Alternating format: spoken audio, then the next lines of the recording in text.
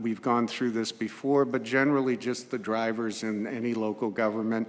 The great news was, a 15% increase in property valuations, mostly driven by new growth, and that equated to about 1.62, and then there were other revenues mostly attributable to growth, franchise fees, and utility tax revenues. That totaled 1.9 million. The negative stressors on budgets were mostly driven personnel expenses, as you can see, between FICA and salary increases with the 4% COLA, retirement expenses with the FRS going from 32.79 to 35.19 at the state's edict. Health insurance went up 14.8%. You transferred some funding out of the general fund and some revenues decreased, and that negative stress totaled 2.9, or roughly $1 million more than the positive. General fund changes, and this is changes in the general fund from the tentative. So your first hearing based on recalibration, reexamination, as you know, many of you individually, as well as some of you expressed during the first hearing, to kind of relook at every revenue and tweak it as well as every expense, and we've done that. That was $382,000. Changes in the CRA fund amounted to a reduction in $28,600. Changes in the building fund because of the workman's comp calibration was no net change. Similarly, the cemetery fund did not change overall, and the fire operations fund did not change, with some offsets in the overtime. Utility fund had no change, and one of the things I know we've been asked in our individual and collective meetings is, how are we doing in the utility fund regarding revenues projected versus what our model indicated with the rate increases? Because as you know, every year we have an automatic escalator for a few years, but if these revenues were out of whack, we could come back and re-examine, and I think we should be doing this monthly internally. But as you can see, we are almost dead on from the projections of the models that the rate analysis provided us.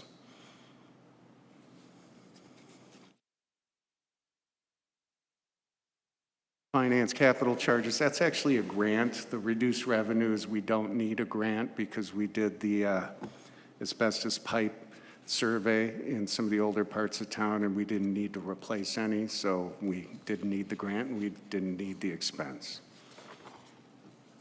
So again, tonight you have the two actions. One is the second reading for the adoption of the final millage rate, and then the second ordinance is adoption of a budget. And staff is available to go through each department or talk generally.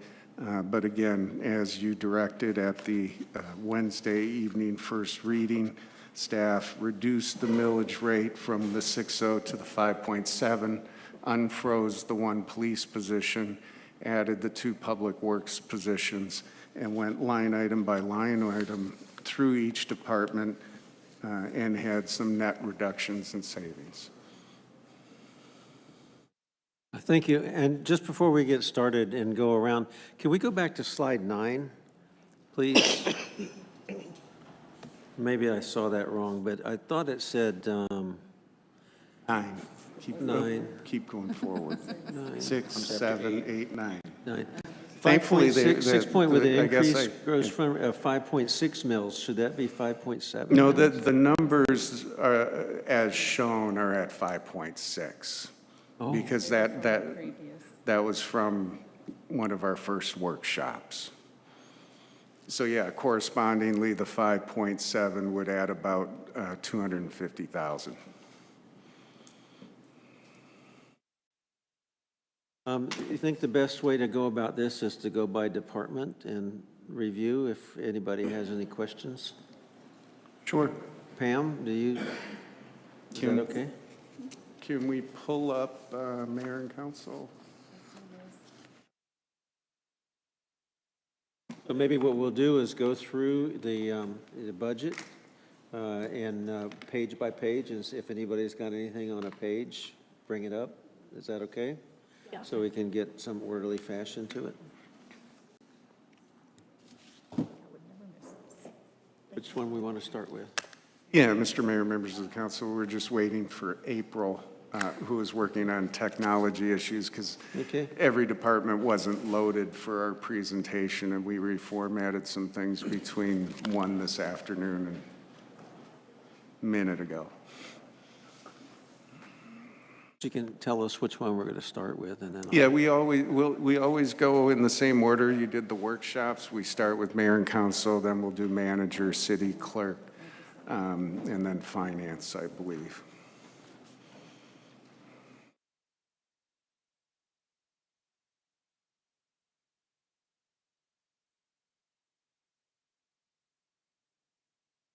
To pull up the 26 budget, the PDF that I just showed them that was loaded up, and then also the Excel sheet that is the, there you go.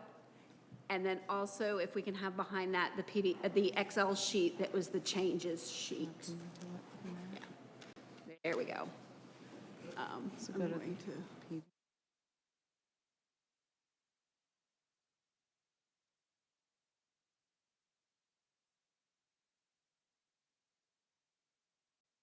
What I'm going to do for right now, and we can flip over to the PDF.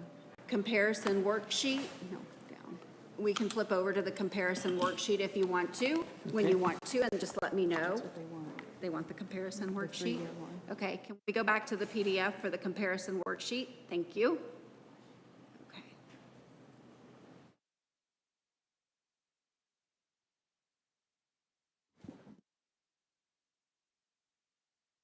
Here is the mayor and council's budget worksheet. Can you scroll up just a little bit to see the headers so they understand the columns? Oh, yes. What, This is the budget. I want the 3 years.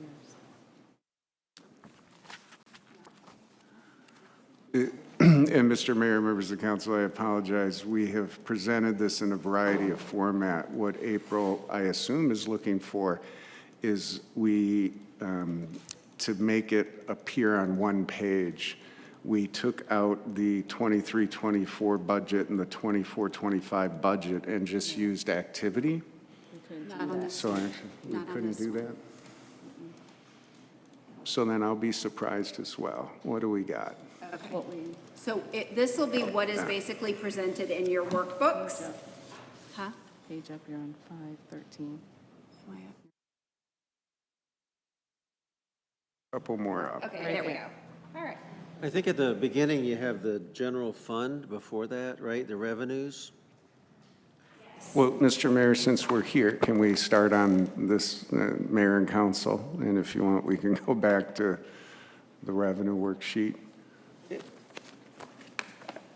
All right, so we're on mayor and council, category 10 through category, well, it's all category 10, personnel services. So did anybody have a question on page 4 of 36? 4 of 36 on the worksheet, budget worksheet that's up on the screen.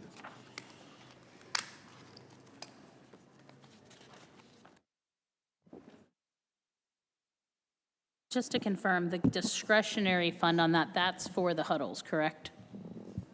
Yeah, Mr. Mayor, members of the council, Councilwoman Carey, discretionary funds will be transferred to applicable general ledger huddles, charter buses for the Tallahassee trips, et cetera. Okay, perfect. Just wanted to make sure I knew what that was for. Ms. Fike, do you have any questions? No, I didn't see anything that was alarming on the Mr. Radzik? revision. I had a question on printing and binding. If we can go there, we have an $1,800 budget proposed. Last year, we used $180. In 2023-24, we used $0. Why would we have $1,800 budgeted for that line item? Yeah, Mr. Mayor, members of the council, part of that is really uncertainty with what types of materials may be expected next year with the new engagement programs, the mayor and council, but if you want to shave a couple hundred off that, whatever you're comfortable I with. had submitted 800 off of that to make it 1,000. I think that's good. And then if we go down to office supplies, or just below that, operating supplies, 2023, 150, 2025, 700, and we're budgeting $3,300. I had suggested before maybe that should go to 2,000, which is a significant increase, but office supplies, 3,300, do we need that? And I know we're nickel and diamond, but you know, on a budget, you take care of the pennies and the dollars will come together. If you're going to go that route, what I would suggest is anything that you're taking off these line items, you might want to increase that strategic items, the sidewalks, the hurricane, because if you keep on trying to nickel and dime, you got to get to $250,000 to move the millage rate 1/10. So since we're already taking monies out from the 6.0, and we know that we need hurricane reserves and otherwise, I would literally take whatever you're finding and put it down below. Yeah, I think that would be a motion later. Yep. I mean, let's go through and find out what it is, and then we can probably come back and address that. Subscriptions and memberships, it's $7,700, $7,600. We use $798 in '24 and $1,700 in 2025. If we take that down to 3,000, that gives us a 4,600, and that gives us double almost what we had last year. Is that a 100% increase you think would be enough? Yeah, Mr. Mayor, members of the council, I know we recently got some bills for our annual memberships that went up. There's Lake League of Cities, National League of Cities, and some are determined by some individual members, certain state caucuses, and other activities, and that's where that comes out of. So do you think that it's going to go up 5 times what it was this year? Well, again, Mr. Mayor, members of the council, I'm suggesting we're not through the full fiscal year. And I can certainly display that when we get to my budget and look at some of the encumbrances that are still not hitting the books or hitting the books as of this period. I would just encourage caution. I understand the exercise. You're going to have at least 2 members new who may desire certain trainings and memberships. I agree and I understand, but if we just go by past history, 798 in 2024, and then we doubled it, I'm talking about actual usage, doubled it in 2025, and if we double that again, I mean, take a look at that, would you?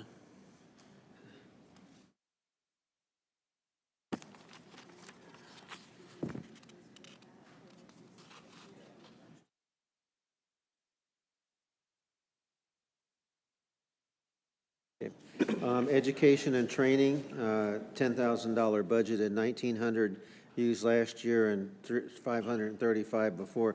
Is there some special program that's there for that? EMA? I previously asked We didn't about that, use it and last we year? hadn't We gotten didn't billed use it for the year EMOM before? yet. No one knew. Yeah. With the Lake League, or the League of Cities that just came out, like, we hadn't been billed for that yet, for the conference that we went to. That, when I asked about that, so she said that was another bill that was coming in for that one still. Is that under training or would that be under discretion? I mean, the hotel bills and all that stuff comes under training? Bills would come under travel and per diem, but the actual cost of the conference itself would go Registration? under Yeah. education and training, yes. With the education and training, if it's in Tallahassee, you're going to need a hotel room. If it's in Orlando, then you don't need a hotel I room. did it this year Where? in Tallahassee. Okay. Yeah, it's already in here. 2 or 3 people. Travel, yeah. May I ask one question? Can we go back, Mayor, sorry, on the subscriptions and memberships?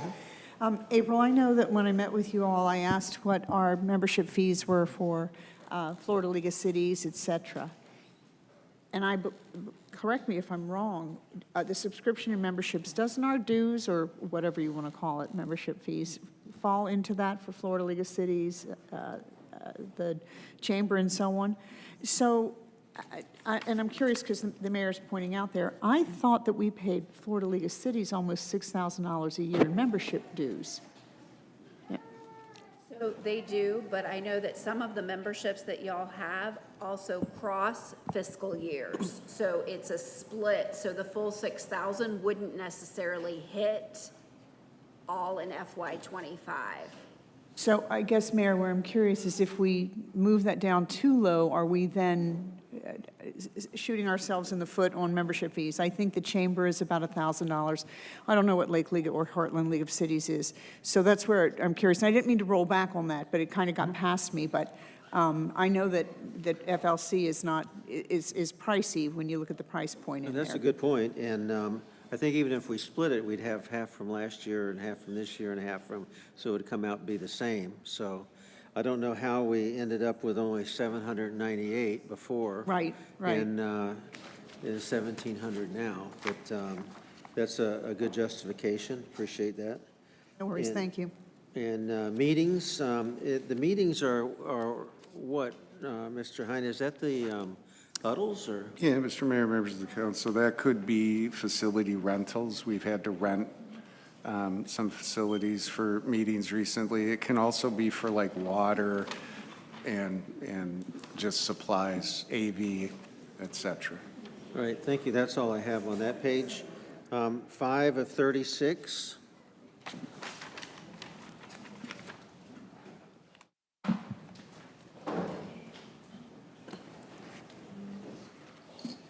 Maybe Joe, do you have any questions on 5 of 36?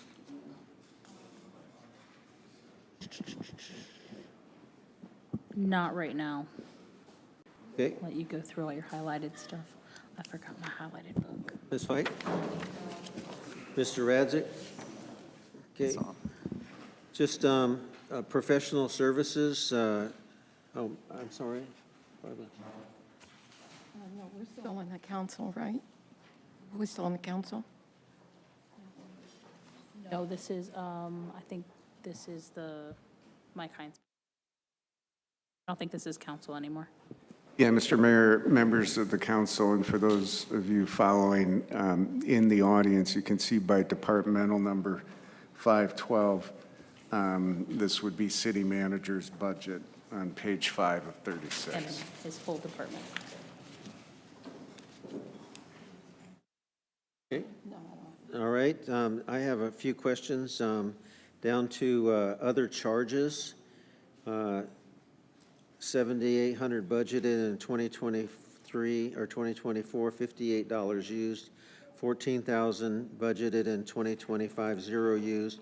13,000 budgeted this year. What would other charges be? Because we seem to be. Yeah, Mr. Mayor, members of the council, I think we discussed this previously. Some of those haven't hit yet. There are 2 charges in there. One is for credit card uses.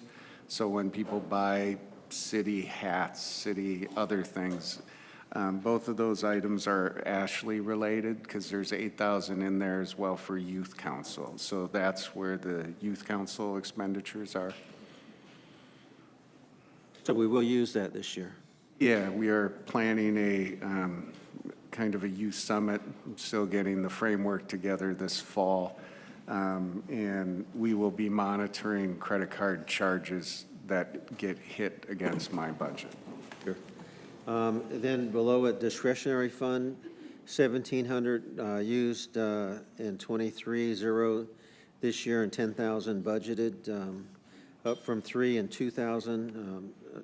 Yeah, Mr. Mayor, members of the council, between discretionary and contingency, I've been trying to make sure we don't spend it unless we use it. Those are funds exactly for that. We left from tentative budget adoption, we left, I believe, contingency, we reduced by half, and we left discretionary where it was. And again, if that doesn't get used, it gets rolled over, and per your policy, you know, we'll put that in either a capital Yeah. reserve or a hurricane fund. I understand it gets rolled over, but what we're doing is developing like a contract with the people we take money from, right? This is the budget, we're gonna use it, and if we end up taking all this, these nickels and dimes add up to quite a bit, and we don't use it, then we're either overcharging or we're not living up to our promise. And so between contingency and discretionary, we have 15,000, and we haven't used any this year in 2020. I'm just going historical. We used $1,700 in 2023. That's 10 times the amount. Yeah, again, Mr. Mayor, members of the council, you're the governing body, and this is the budget. I want to accomplish a couple of things as manager, and one is not foster or create an environment that encourages people to spend. For contingency and discretion, you won't see expenses against that line item because it gets moved to where it's used. Maybe if I'm not communicating that well, let's say we have an extraordinary circumstance where we have to hire a specialist that we didn't budget for, and we charge that out to either the attorney's office, clerk's office, or whatever, and it could come from that line item. So, and I apologize, this is my first budget Yep, here no. with you. So if we moved, we don't know how much of the 14,000 was moved out of other charges, or how much of the 2,000 was moved out that was budgeted for 2024-25, because there's a zero there. We don't know what was taken out. Is that what we're saying? It's just Yeah, taken Mr. out? Mayor, we could run some trial balances from previous years and track that. I can't answer off the top of my head. Okay. And again, these are discretionary and contingency, and I would hope you would want me to not use that unless necessary, and you would probably be informed as to how I would be using that. Yeah, I think they're kind of the same, right? Discretionary and contingency, Yeah, yeah. and you could roll them into one. That's all I have on that page. Can we go to 6 of 36?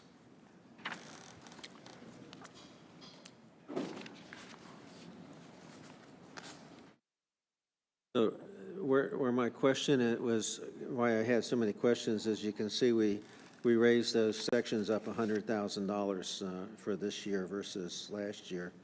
So, and significantly more versus 2023, 2024. So if we can take a much stronger look at that, I'd appreciate it. Ms. Fike, do you have anything on page 6 of 36? No, I'm fine. Amy Jo? Advertising. 2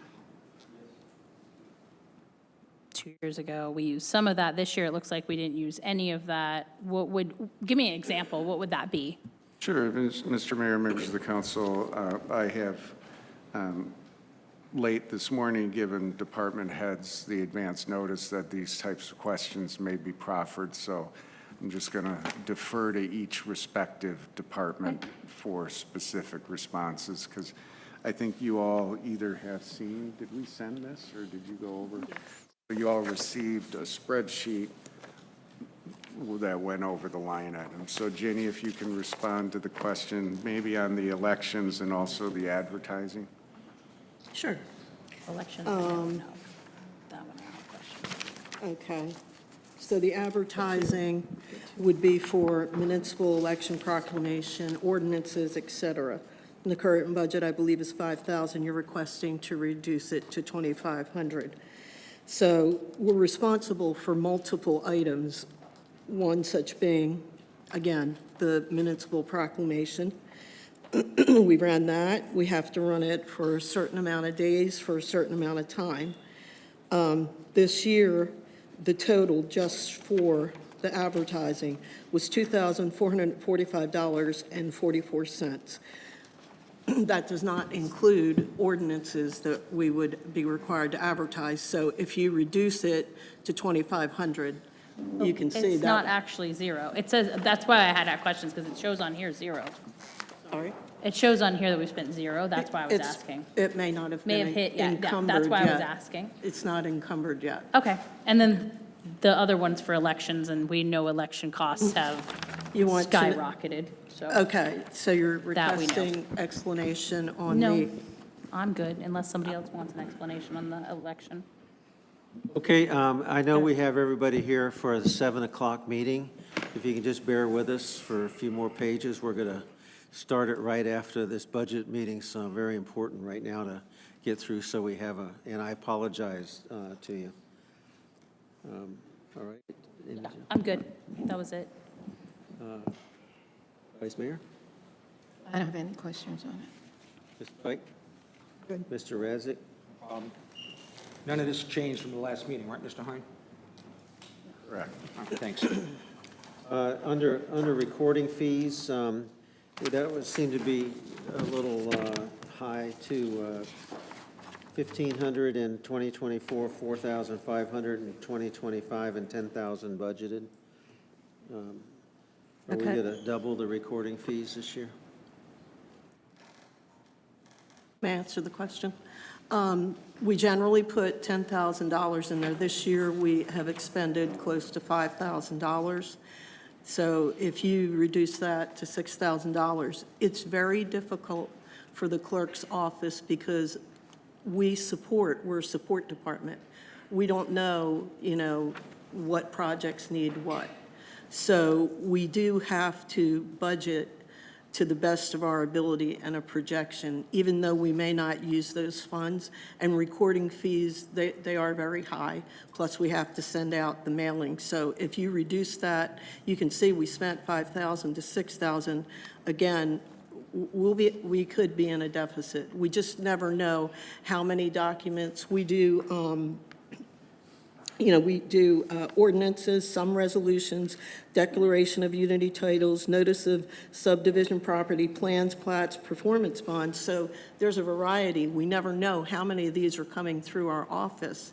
So again, it could be in a deficit. I get that, but so 8,000 would still be, 30% increase? Are you thinking, I'm just trying to get to the, I really don't like I'm sorry, the answer that we may have some left over. We're here to budget, and so if there's a 30% increase, would that be, that would be even more than 30, that would be 60% increase, right, to $8,000.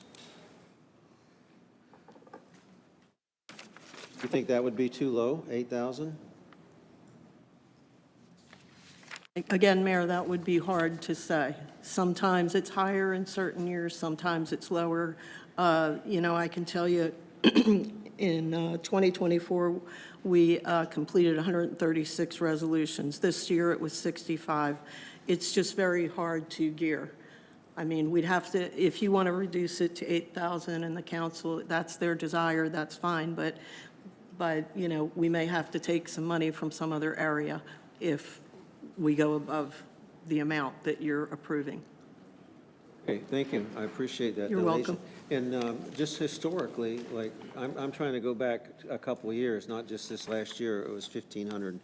Mr. Mayor, if I may, if you want to go back historically, and if we go back to the last meeting where we're at a 5.5 millage rate and we added 2 projects for $500,000, Mr. Hine? Yeah, Mr. Mayor, Councilman, I'm not exactly clear on what you're asking. What I'm saying is that we started with a 5.5, and when we were looking at the budget, we had $325,000 left over, which means that we were within a tenth of a mil, spot on last year's budget. If I take that 5.5 from last year and add the 2 major programs, not to mention the COP, the increase in pensions and everything else, we're bringing the budget up 0.2 of a mil. Yeah, Mr. Mayor, council member, I understand what you're saying, and I think, and you might, with your experience, be able to add, if I'm understanding right, we estimate a carry forward, and this year is tighter, which is good, than in years previous. I think we will not know until November, December, when the audit comes in. And the carry forward will more likely be above that $350,000 number, which we're estimating right now. I'm almost going to guarantee it, but until the audit comes in, you don't know for sure. So then you actually come back and do another budget amendment and decide what to do with that carry forward. I get that, and we've got great executives working in the departments and a budget that, in many cases, and I don't know if everybody will agree, a lot of, it's very bad to come in over budget, but it's just as bad to come in way under, because you're taking money that you're not actually improving your environment with and putting it off to somewhere else. And If I may, though, we also don't want to create a culture where, I'm just going to use Tim because he's front and center. Hi, Tim. Where Tim's got extra money in his budget and he doesn't want to come in under budget, so he's just going to spend it. We don't want to encourage that type of behavior Yeah, I for think- future years, obviously. I agree with that Yeah. 100%, and I think maybe the format is something we talk later, where we have a monthly budget, so we know what needs to be spent each month instead of wait until the end of the year. Right. But I think there's control mechanisms for that. I'm just going through, and I did submit much of this before, and of all these things we're talking about, 140,000 came back. And I'm just curious on many of these things that, yeah, there's $5,000 and $6,000 and $7,000 here or there, and if we have a 30 to 60% increase year over year, that seems to be a cushion enough. Yeah, and Mr. Mayor, members of the council, let me respond with a couple of remarks. First of all, just so you know, when we met and I gave you that $145,000 number on my whiteboard, I said we'd try to get it to around $200,000. We actually found $215,000 of savings or reductions in the line items, which is substantial, which would go almost a tenth of a mil in regard to expenditures. The other thing I just think that the public needs to understand, and I want to make sure I've communicated clearly with you all, government cannot spend more than it brings in. So when you say, it's bad to go over budget, you actually can't legally go over budget. Nor can I issue POs or contracts for money that's not appropriated. So you'll see in this budget, 12.1 or something for South Lake Regional Park, is Mike Walker may finish that and spend it all this year. But for example, you budget a wastewater treatment plant that's going to take 24 months to construct, but you can't start that unless it's appropriated or budgeted for in this fiscal year. So you're never going to spend, it is beyond bad to spend more than you have budgeted. So there's always going to be a cushion and some degree of carry forward. And $350,000 in a $375 million budget is pretty good. I understand about capital, your capital expenses, but like we're talking about training and education, and every department has $5,000 to $10,000. And, well, what is that going to be this year? Because we haven't used it last year, we haven't used it before, and shame on us, but is there a definition of what those programs are going to be? And how do we get at some programs $10,000 and again some $5,000? So I'd just like to understand that we're going to actually use it, because I don't want to be carrying it forward next year. Yeah, Mr. Mayor, members of the council, we're going to be judicious in our use. So an example is my budget travel training. I am, in theory, budgeted and should go to every annual FCCMA and ICMA conference. I don't go to one a year out of the two of them. And then Ashley will be going to a lot more FEMA courses, and Brenda is going to more of the City Manager Association courses. So you look at it on a case-by-case and budget capacity. Okay? I will not be going to ICMA just because it's like the first week in October and it feels weird. I think that's admirable. We need training, but add them all together. You know, they look small, 5,000, even though we're only using 145 and, you know, in these years, but it's quite a big expense. And again, if we're not going to use it, we shouldn't budget it. And somebody needs to be accountable for utilizing those funds and making sure we have something scheduled and we can justify that.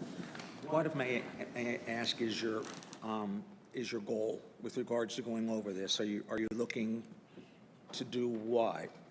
I'm looking for where we can pull, just like we talked about last time, pull the nickels and dimes together to find out how much we have allocated in places that we may not use it, so that we can put it in places that may need to be used, so that, you know, we're actually creating value for for our constituents, rather than just holding money till the end of the year and rolling it over. It would have been, and in the future, when you're going over the budget, it really would have been most helpful if we would have gone over this level of detail at the first budget meeting and during the workshops.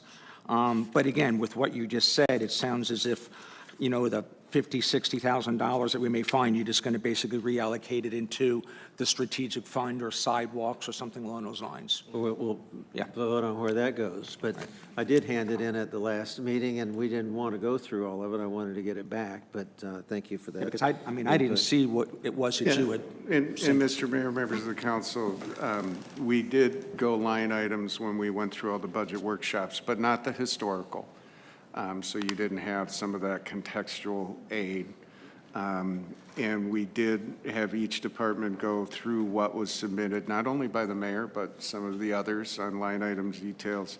And again, that came to $215,850. And so maybe our lesson is, as it says in the charter, the historical should be in there, like to date, right, in the charter list. Put that in there, and then in the workshops, we can question things like, you know, you didn't use it before, why are you trying to use it now? Also, for the future, I asked if we could get copies of the final budget once it's been audited and everything sometime in the spring, so we can spend more time with it for next year, because some of us are newer and didn't have that historical data necessarily. The only thing I would add to that, Mr. Mayor, is if this is all based on actual cash out the door, you're not taking into consideration encumbrances. So when you start looking at the budget, you need to say, well, I got $250,000 worth of purchase orders that have been encumbered, and therefore your numbers here are not really actuals, it's cash, when in fact you got some other monies that will be spent. So when you go through a budget next year, you're going to have a little bit more of detail in order to give the council something to look at. I think it's going to help as well when we start getting the budget recaps, if you will, on a more frequently basis as well. But yes, it would have been better if we would have gone through this the last time, but it's better late than not at all, because I'd rather get an enhanced understanding. Absolutely. And my budget initially looked very similar to yours. They did take some things out, but I think total, when I had taken everything out, it was closer to $356,000. Some things had explanations, others not so much. I think on this particular one with the clerk's office, I do kind of understand they can't necessarily predict certain things, and they do have to have the money for it. That one makes sense, but other departments are more predictable. We have a discretionary fund, $15,000. Okay. You're not wrong. All right, number 7, page 7. Any questions on page 7? Amy Jo? No, I think I was pretty good with finance. They seemed Ms. to Fike? adjust a No, little. I'm good. Mr. Radzik? Vice Mayor? Yeah. And I have none on that. Page 8.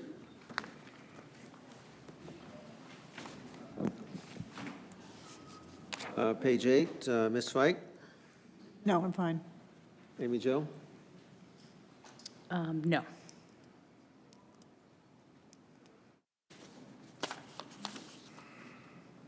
Mr. Radzik? Yes, sir. Barbara? We're talking about communications. Procurement.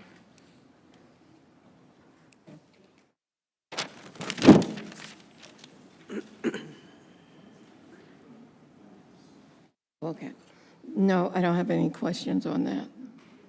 One question just on subscriptions and membership, 1,200 before 225. Do we have a lot of stuff coming in on that? Is that why it's so low this year and 2,000 budgeted?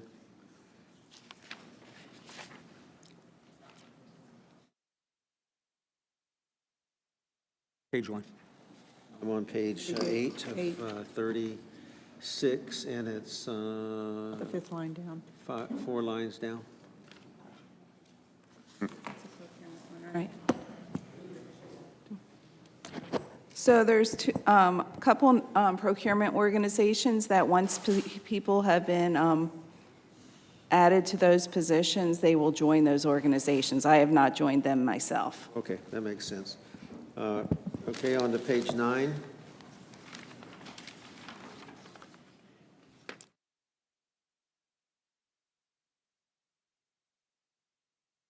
Hey, Joe, anything? When was it? The education and training for that one, do we expect to have an increase in that?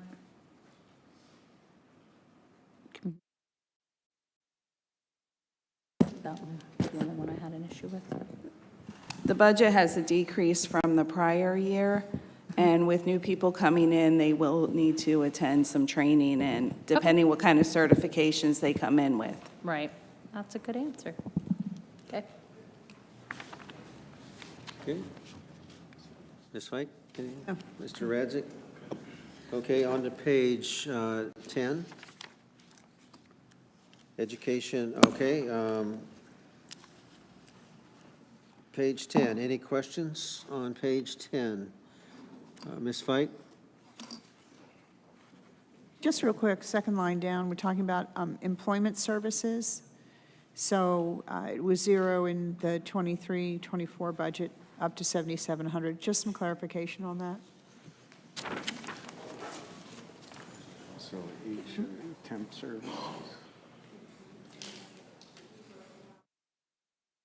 Actually, employment services is actually a new line item in budget 25, in FY 25. So that is actually like onboarding or offboarding personnel. And that is a charge that we did. It usually was going just under professional services, and we really kind of wanted to break that out and show that a little bit differently. So that's why you see no charges in previous years, is it's new to FY 25. Thank you.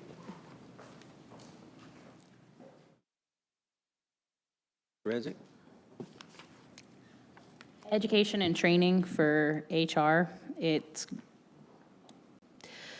2 years ago, it was at 23, and they spent 12. Last year's at 41, and they've spent 7,800. And we're still at 41. Do we expect a huge increase there? So in human resources, education and training, that is not just education and training for the HR staff. That is also including education, continued education for the city with the exception of public safety. So fire and PD and dispatch carry their, or I think it's dispatch as well, carry their own training and education. So if they go back to school, back to college, right, to get it for a degree, they carry that in theirs. This is for everybody else in the city. It's carried and charged under HR's department. So with that, it's not just HR. Why did we increase it so much? Do we have more people going back to school? I'm going to have to defer to Yeah, Mr. Prasad. Mr. Mayor, members of the council. First of all, there are 2 department heads who were unable to make it tonight due to some personal last-minute issues, and that's Dio and Jim. Mark is here for IT. Under tuition and reimbursement, again, this is citywide, and we changed the practice a while ago. For non-public safety employees, we are certainly encouraging that a lot more. I know at least one person in my department is pursuing a master's, and it's not 100% reimbursement. And again, it's reimbursement. They have to submit at the end of the year or end of the semester the passing grade with the transcript and the receipts. So could we trim it? Absolutely, but I don't want to be in a position where somebody's trying to further and advance themselves. Just, it's a big increase, and we didn't use it last time, and I'd like to take a strong look at that. It's 500% increase. Any other questions on page 10? Yes, I have some questions. Yes, ma'am. Communications is on page 10, correct? Okay. Is Lori Shaban on the payroll? Yeah, Mr. Mayor, Vice Mayor, let's go to page 11. She is not a employee of the city. So she's not getting $66,000 a year plus special project money? It's a special project. She's in the contract services, right? Jen can answer. Oh, there she is. And that would be under communication or under yours? Communications? Hi, I'm Mayor Council, Jen Klutz, Communications Director. True North is under contract services, and it's just the $60,000 a year. She does not get, she's not paid money for special projects, No. like one being the water, where she got, I believe, was it like, I want to say $32,000? That is not out of my budget. Okay, because I thought that when I met with Pam in April, I specifically asked the question, and it was my understanding, I walked away, that she was making $66,000 a year plus special projects. Am I wrong? She has a flat amount contract that she is paid out of the communications budget, and then if she is hired for other special events or special projects, those would be negotiated separately. Okay, so can you tell me over the last year how much she has made? Yeah, Mr. Mayor, Vice Mayor, members, we can certainly get that to you tomorrow. I don't know that we can pull it up right now. And is her contract automatically renewed every 2 years? No, it's not automatically renewed. Is it renewed every 2 years? It's annually. Annual. Well, I would be very interested to see those figures because I know that when I went to meet with them separate with Pam in April, I asked a specific question about Lori Shaban, and it was my understanding, I walked away understanding that she makes $66,000 a year plus special projects, because my question is, why? So I would love to have those figures tomorrow with what she has made over the last 2 years. Thank you. Can I make a suggestion, Vice Mayor? Yes. I wouldn't necessarily stop at what has she made over the last 2 years. I would be a little bit more wondering, what did she do for it over the last couple of years? Not how much she got paid. And That part too, Mike. Okay, so, because again, does that include travel? Does that include? No. Okay. It So, does not, no. When is her contract up? October. Good point, Mike. Thank you. what she's doing, Okay. I'm just saying, if you're going to ask for, it's like, almost like needing We a building understand. course. We understand. Jen, while you're there, just real quick, on your budget, professional services increased significantly. Yes. Can you tell us why? Yep. So we added Groveland Grown to that and specialty design work. So those are for two different plans. Groveland Grown is a strategic plan initiative by the Strategic Planning Committee to have a specific marketing campaign called Groveland Grown. That's what that fund is for. Specialty design work would include anything having to do with, say, graphics, creating templates across all departments. So like a PowerPoint up here, having somebody come in and design all that, have everybody on the same sheet of music, design-wise and what it looks like. So hiring a graphic designer to do that for us. Okay. What is the plan with Groveland Grown? I know that's kind of off topic. Maybe we should have another meeting. Yeah. Okay. Sidebar. We'll do that later. Yep. Focus. I'm good. Go ahead. Proceed. Ms. Fike? I'm good. Mr. My Rose? only question, easy one, is anything with regards to the website, is it under your budget or is it someplace else? It was under my budget. I believe, Mike, you might be able to answer that better. Yeah, Mr. Mayor, members of the council, one of the things that I have not kept up with as the organization has morphed is had anyone specifically in charge of the website, and that will go to IT. Okay? Good. That's it. Other charges, that's that nebulous thing. Thank you for reducing it from 9,000 down to 5,000, but you've used 0 in 3 years. So do we need 5,000 in the, Happy to reduce it more at council's recommendation. maybe cut it by half? No, Mike's kind of blinking. Yeah. Okay, thank you.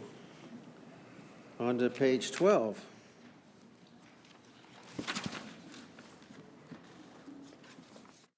Page 12. Thanks, Jen, I think you're good. Legal. Run, thank you. Any questions on page 12? Just, I have one, since nobody else seems to have one. How does it work? We have legal here, and then we have legal in each department. Is it a roll-up, or is this like the retainer, and there's other charges? Because every department has quite a bit of legal, too. Yes, so the legal that is here is for general city items, for lack of a better way of saying it. Then there are, yes, sorry, I talk with my hands. And then the other items are, like, you'll see legal in, and see, I'm gonna pick on Tim now. He's right there. You'll see legal in Tim's budget or in planning and zoning budget. And that's actually that is specific for development reviews. So there's things that are specific to a department that Anita contributes to, and then those are charged directly to the budget. But then there's items that are just kind of citywide that are charged to the legal services line item. Perfect, thank you.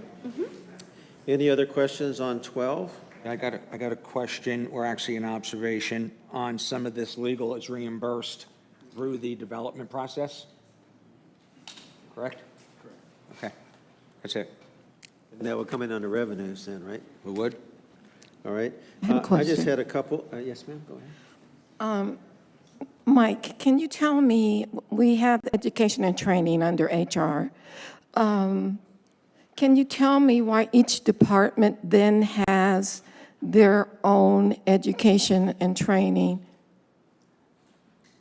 Yeah, Mr. Mayor, members of the council, Vice Mayor, again, under HR, it's centralized for non-public safety tuition reimbursement for continuing education. So each department has education and training. If I want to go to the ICMA conference, or Pam wants to go to the GFOA conference, that would go under the departmental travel and training. Okay, got it.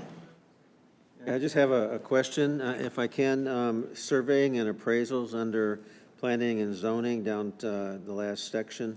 $50,000, we had 10,000 last year, used 0, we've used 0 all the way. What are we, do we have something going on with it?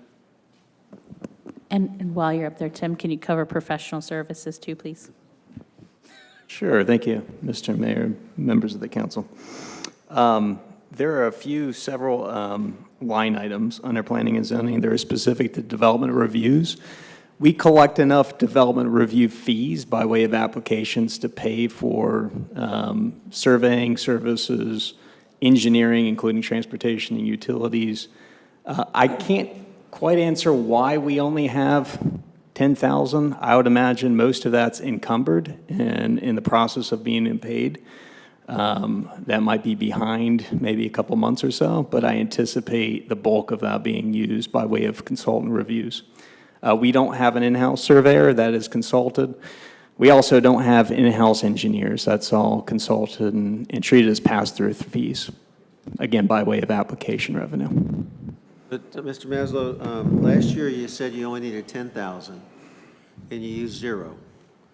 This year, you say you need 50,000. So we're increasing it by 5 times What is the reason that we didn't use any, and we need all that this year?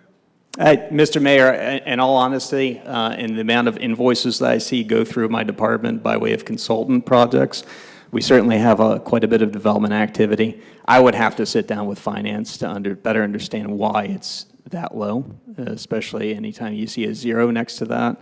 I know for certain that we have quite a bit of applications, and that cost on the expense side would certainly be much higher.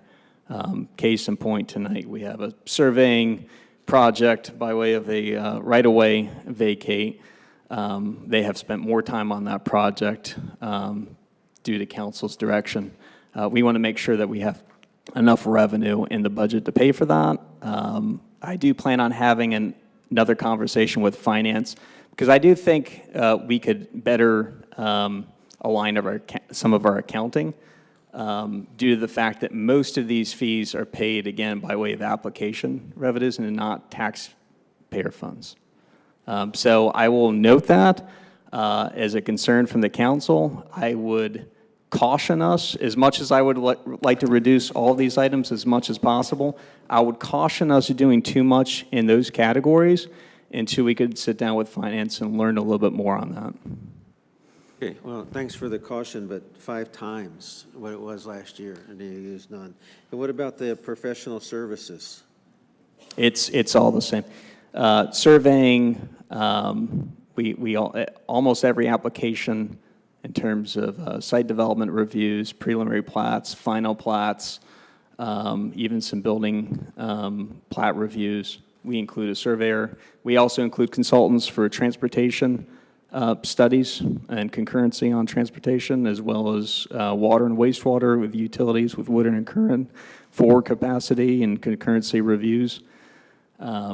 Professional services could probably be sliced up a little bit more to be more specific, but I do recall us going over that in more detail at our department scheduled overview with council a few months ago.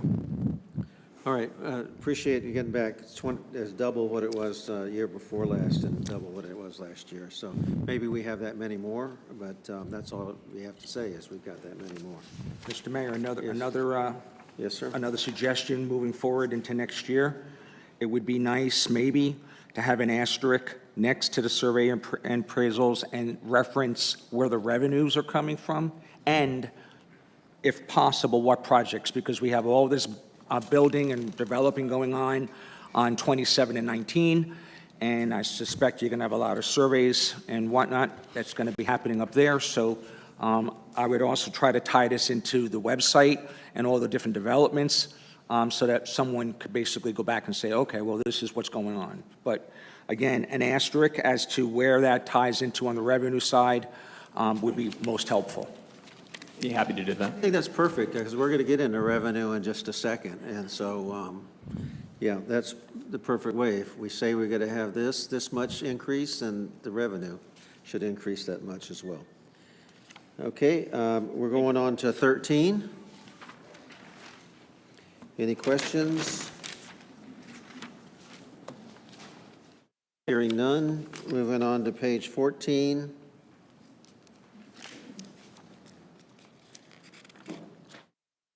Any questions? Hearing none. Moving on to page 15. Any questions? Hearing none. Moving on to page 16.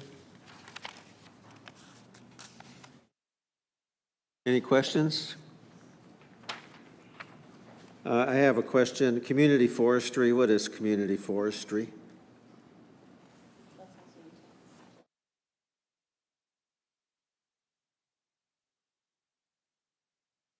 Yes, Mr. Mayor, members of the council. Community forestry is looking at our urban tree canopy. There are quite a bit of tree inventory in downtown that we've been better at analyzing, inventorying.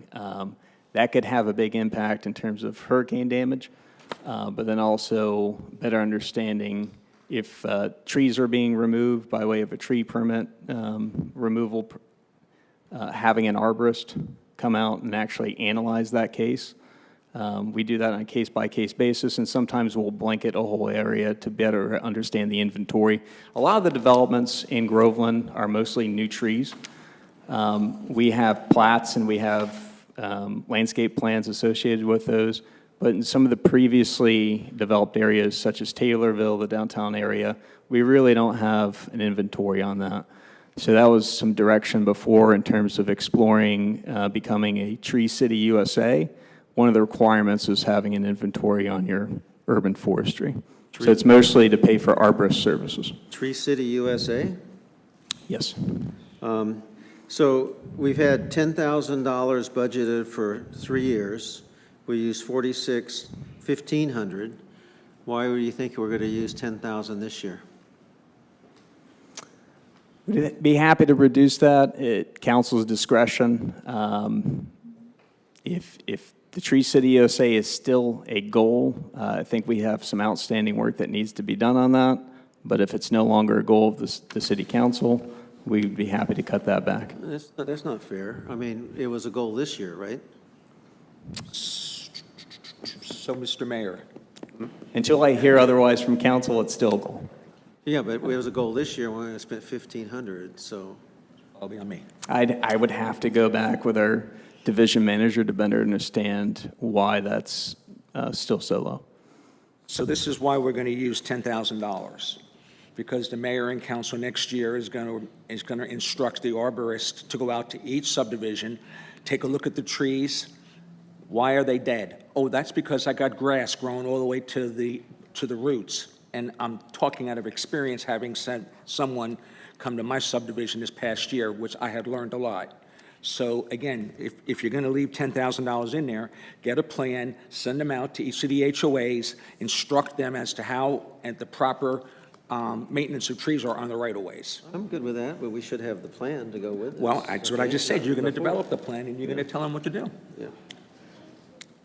Anybody else? Any questions on that Can I page? ask a question under that real quick before we move on, Tim? Does that also involve, we have to have the canopies up at 14 feet for the ladder truck and so on. Does that fall into that community forestry as well? That's a part of the inventory Is that and part of it? analysis.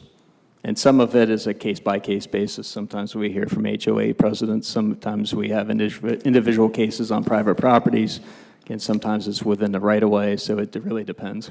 We came into the city with a 0 next to that budget, and even though we're talking about 10,000, it's typical for a more mature city that has a more extensive tree canopy to have far above $100,000 in the budget. Because I'm assuming. It is fair to ask staff, what is the plan, and for staff to come back to you specifying exactly how those funds will be used in the following year. And I'd be happy to do that with our division manager. So, Tim, that 14-foot issue is going to be ongoing. I mean, it will be a constant ongoing trimming of that under community forestry, correct? Correct. Okay, thank you. Okay, any other questions? On, no, 21?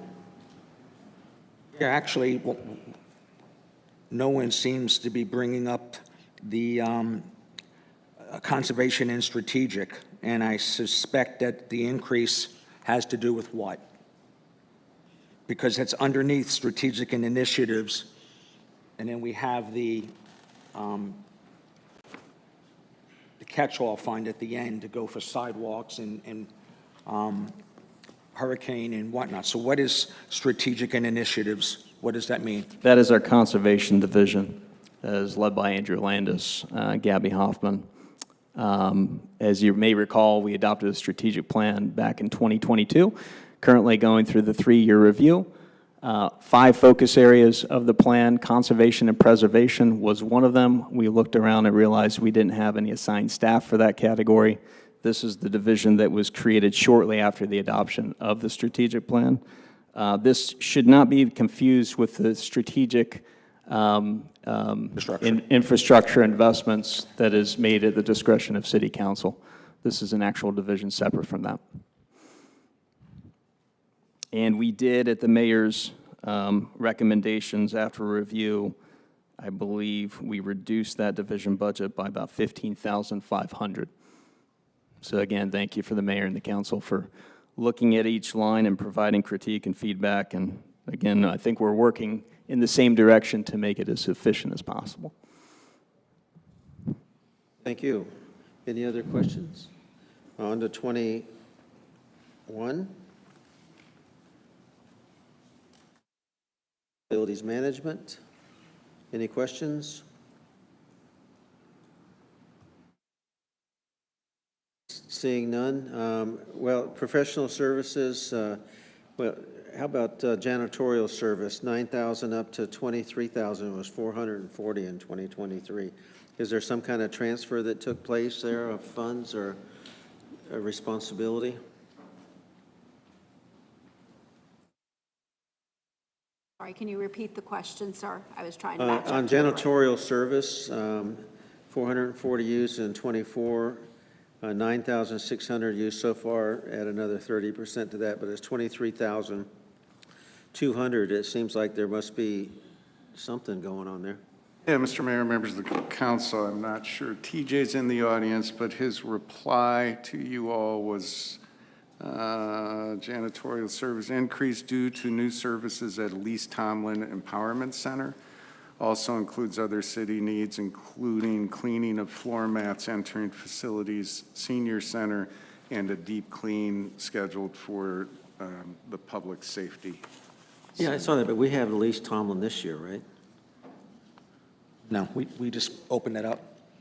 We had a small little trailer before that. I don't think Yeah, we I had know, it but much. what month did we open it in? This year. What's that?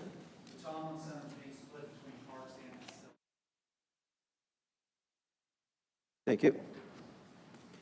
And then the last one on that, repairs and maintenance, is that gone from 20,000 to 90? Is that encumbrances there or something? $90,000 budgeted for next year? How much is that 90 for the Purrier building repairs, if any?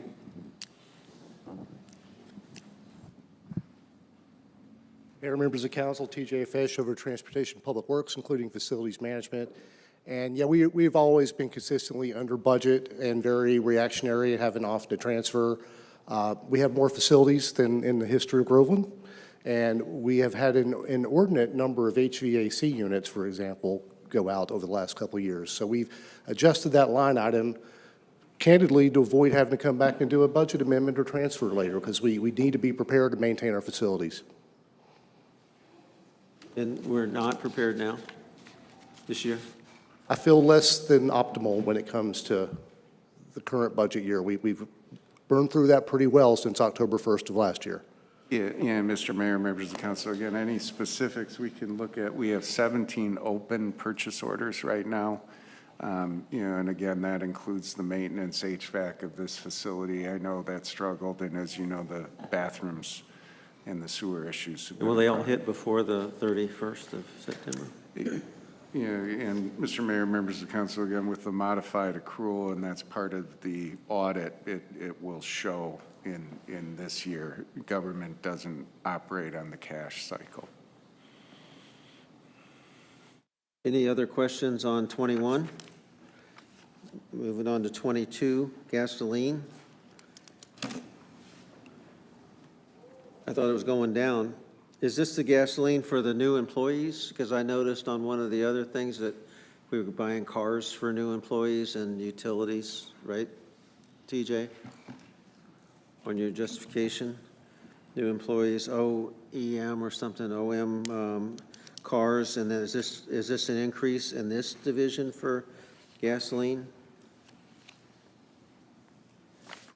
I'll need to defer to finance to make sure I'm understanding how they've structured it, but we are no longer keeping a couple of tanks on site at the Public Works campus. It's the master fueling station that you're all aware of at the Public Safety Complex. So the way it's structured now is my understanding it's covering multiple departments. So as far as the increase, we have certainly added additional vehicles. We'll continue to do so.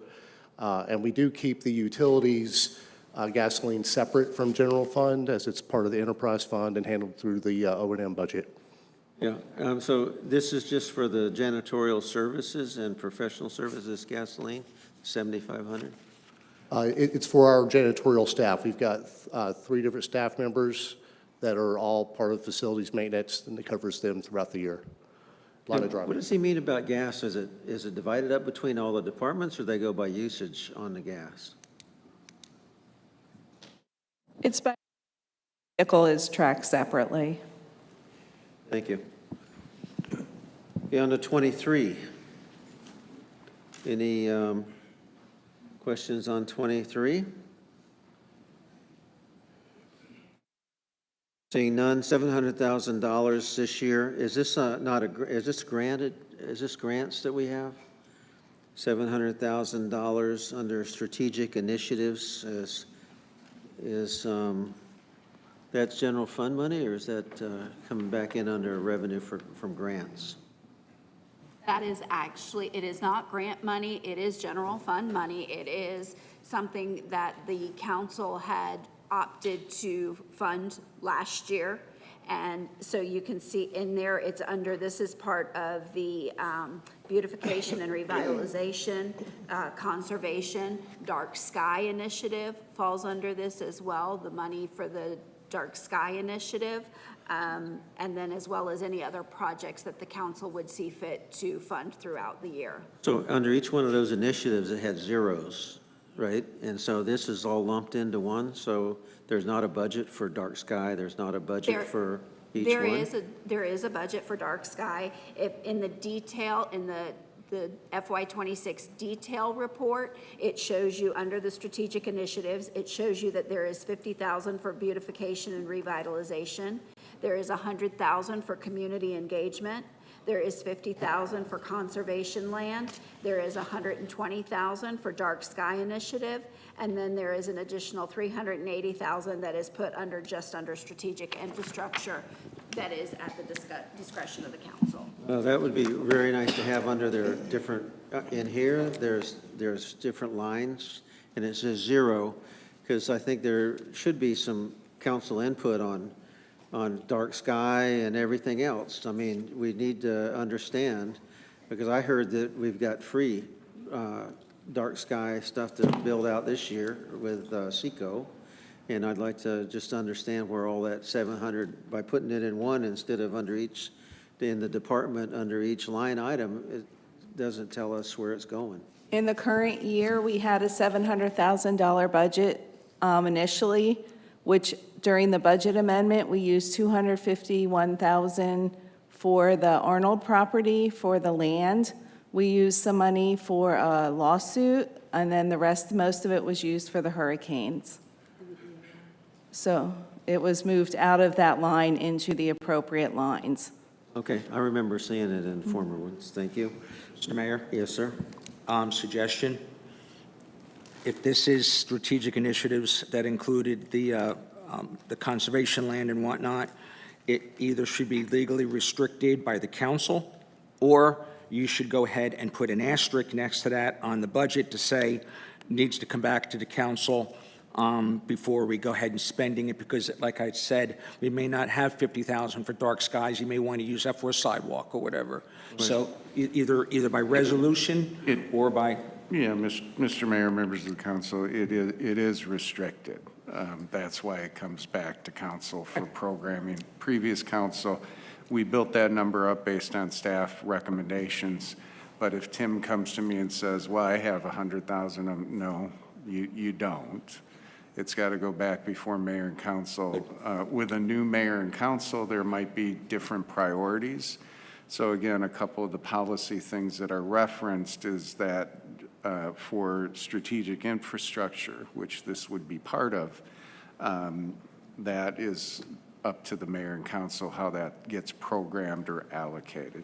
Exactly. And I think that's what we're getting at, is we'd like to have some way to see it so we can ask the question, you know, because right there, I almost didn't ask that question. Then any other questions on this page? Grants and aids, 11,000 to 50,000. It was 19,000 year before last, 19 this year, and we budgeted $50,000 for this year. Why?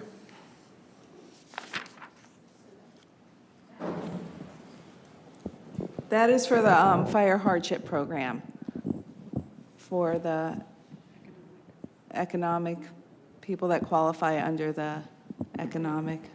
How much did we use last year? $11,400?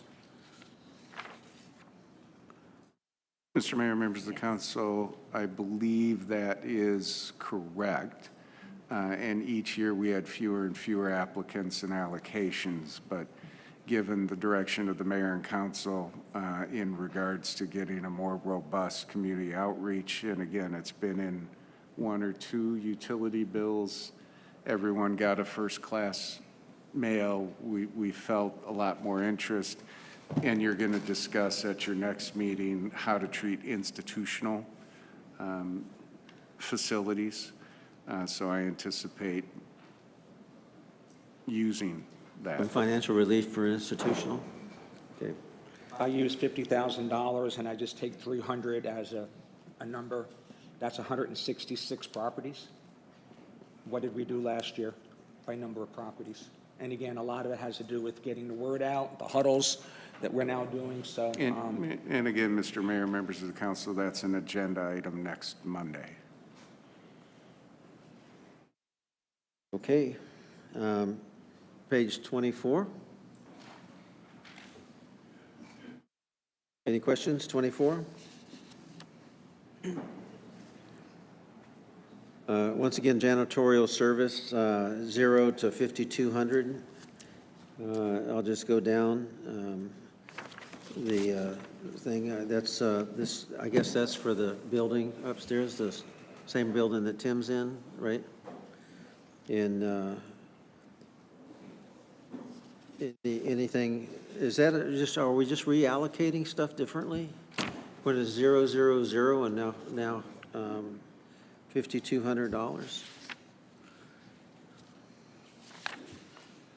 So the janitorial services, this specific janitorial services is referring to outsourcing. So as Mr. Hine mentioned, or maybe TJ mentioned, someone mentioned, sorry, about the deep cleaning of the public safety building, that would go in this line item. So this would be, janitorial services would be for things that we need to outsource to have done to the public safety building that falls within the PD department, and that's actually, those are things, this is part of, that is allocated across different departments. So it is shown some in Tim's department, as well as facilities, fire, PD, facilities, and then planning, or Tim's community and economic admin department. Okay. Thank you very much. Any other questions? 25? Any questions on 25? Seeing none. Any questions on 26? Seeing none. Any questions on 27? Small tools and equipment. Budgeted every year, but not used any ever. Anything there?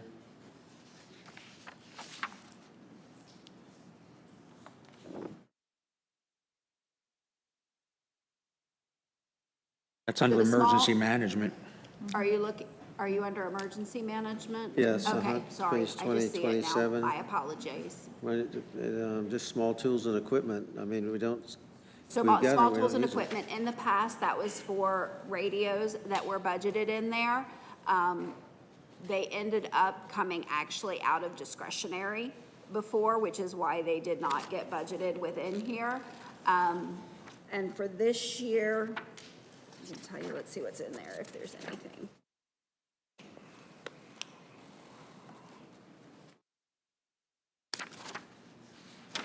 Great, I have to find my right page here.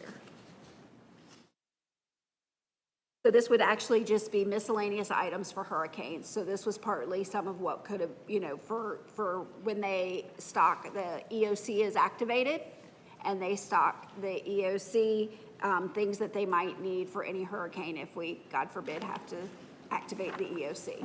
So is that just a change? Because we've had hurricanes and there's nothing ever been spent. Came out of discretionary, she said. Well, the radios were budgeted in here last year, talking 24, and they ended up coming out of discretionary, so that I was mean, why there setting was up, what you just no. said, setting up the, Right, so for the hurricane, so there was stuff that was not specifically charged to that, it was all charged to the actual hurricane, because if we have an event, in a significant event, we create a department for that specific hurricane. would you move this out into that, Mike? Mr. Mayor, members of council, it depends on the level of the incident. I mean, one of the things that I commend Deputy Chief and the fire department in building our emergency services and emergency management response capabilities is, as April said, ordering caches of radios so that our departments can remain interoperable during storm events. But a tropical storm, which may not warrant a gubernatorial declaration or federal declaration, would be at our own expense. We wouldn't know that till after the fact. Yeah, or Right, if yeah. there's localized flooding or a major sewer So- line break or something like that. If it's bad enough, FEMA reimburses that and it stays in the budget. Okay, Correct. just making sure I understand. Then we're on to page 28. Just a question on professional services, increase $253 to $10,000. On page 28, fourth line down, professional services. Is that the special magistrate? Do we, That is not the special magistrate, Councilman Radzik would be under attorney. Attorney fees? So then what's the 10,000 for? guess we can reduce that by 5 real quick here.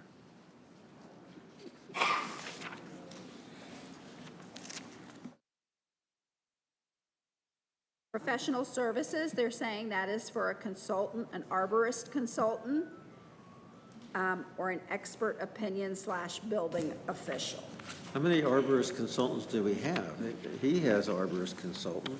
This is And under code. emergency management has arborist Now, consultant too? this is code compliance you're looking at now, aren't you? Sorry, Mr. Mayor, members of the council.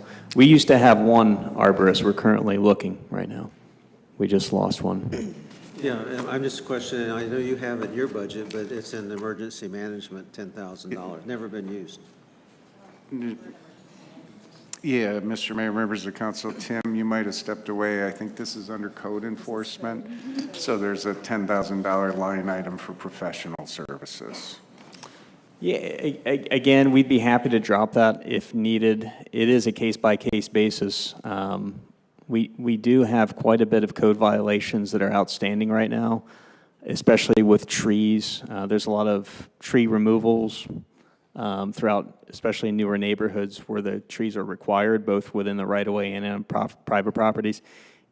In all honesty, just being frank, it is difficult for one code compliance officer to get out there and do the amount of enforcement with an arborist that we would have liked.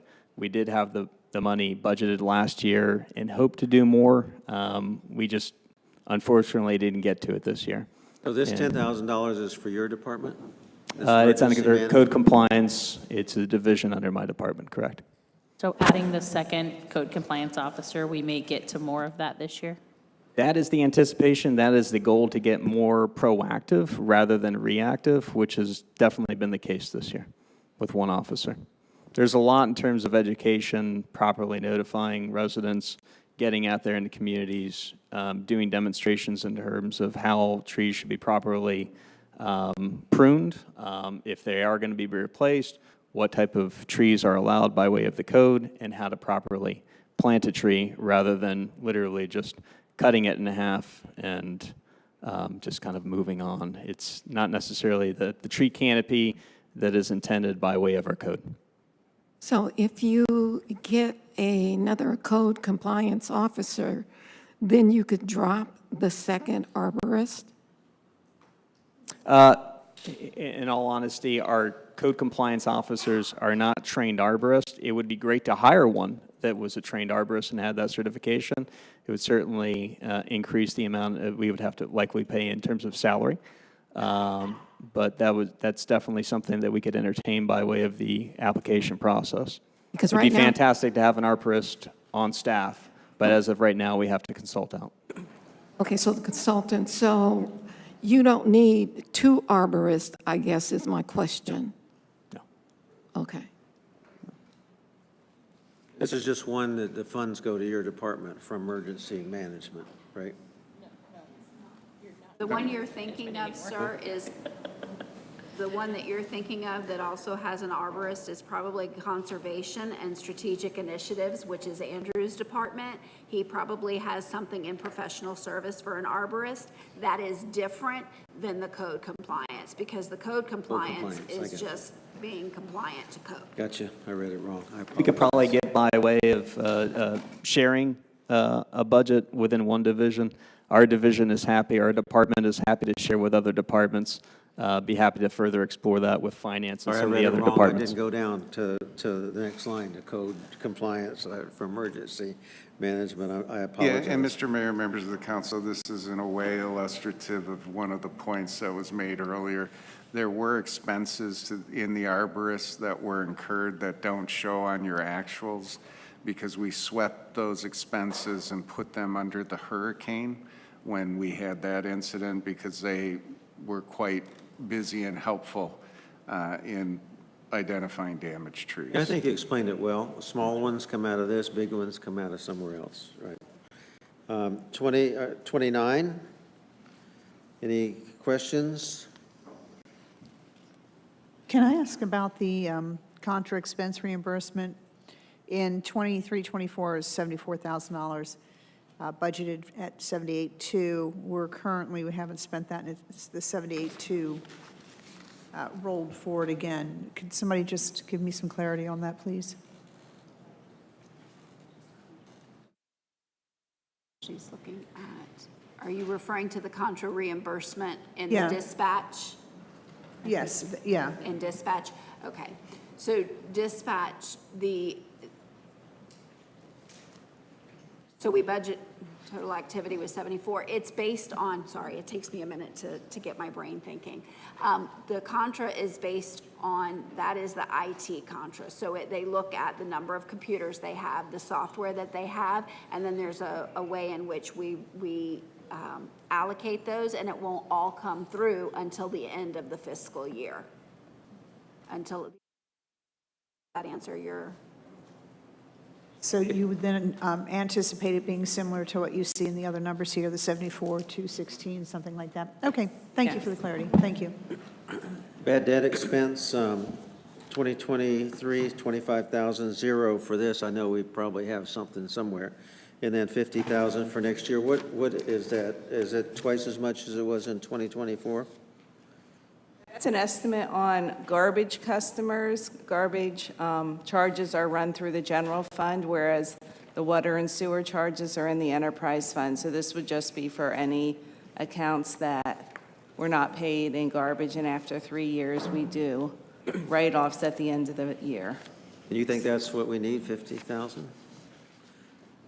Can't answer that until we see at the end of the year when we go to run it, so it's a good baseline to start with. It's just we go back 2 or 3 years and see if there's a trend, a line, and maybe that's a pretty big chunk right there. Mr. Mayor? Yes, sir. I don't understand logically why I need bad debt expense for sanitation when if you don't pay, you don't get your garbage picked up, or we don't have that ability? Really? Yeah, Mr. Mayor, members of the council, I think in weekly activity reports, in addition to the year-to-date budgets and the financials, there's also a report about bad debt or uncollectibles, especially on utilities. We froze shut-offs for 90 days at the beginning of the year. I think, how many accounts are behind right now? More than a couple hundred. A couple thousand accounts we have that are quite a few months behind in arrears. You think that's going to be 50,000? Yeah, over previous years? Okay. 30 out of 36, we're getting there, everybody, we're getting there.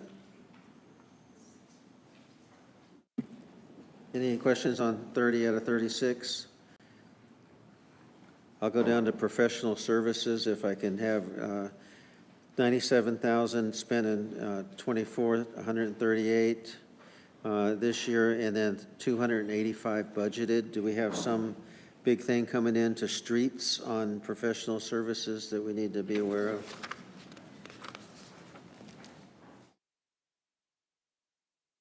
Is that just streets, or is there sidewalks in there as well?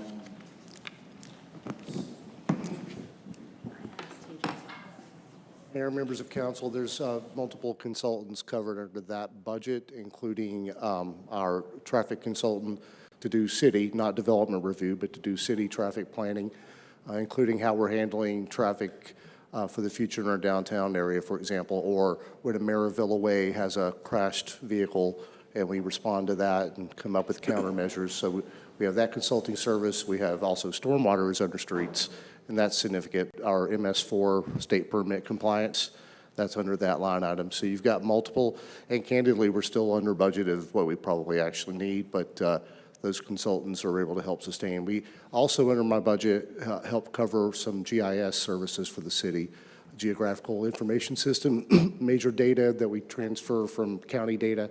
So all significant, all used consistently, and therefore, thus the adjustment for this upcoming budget request.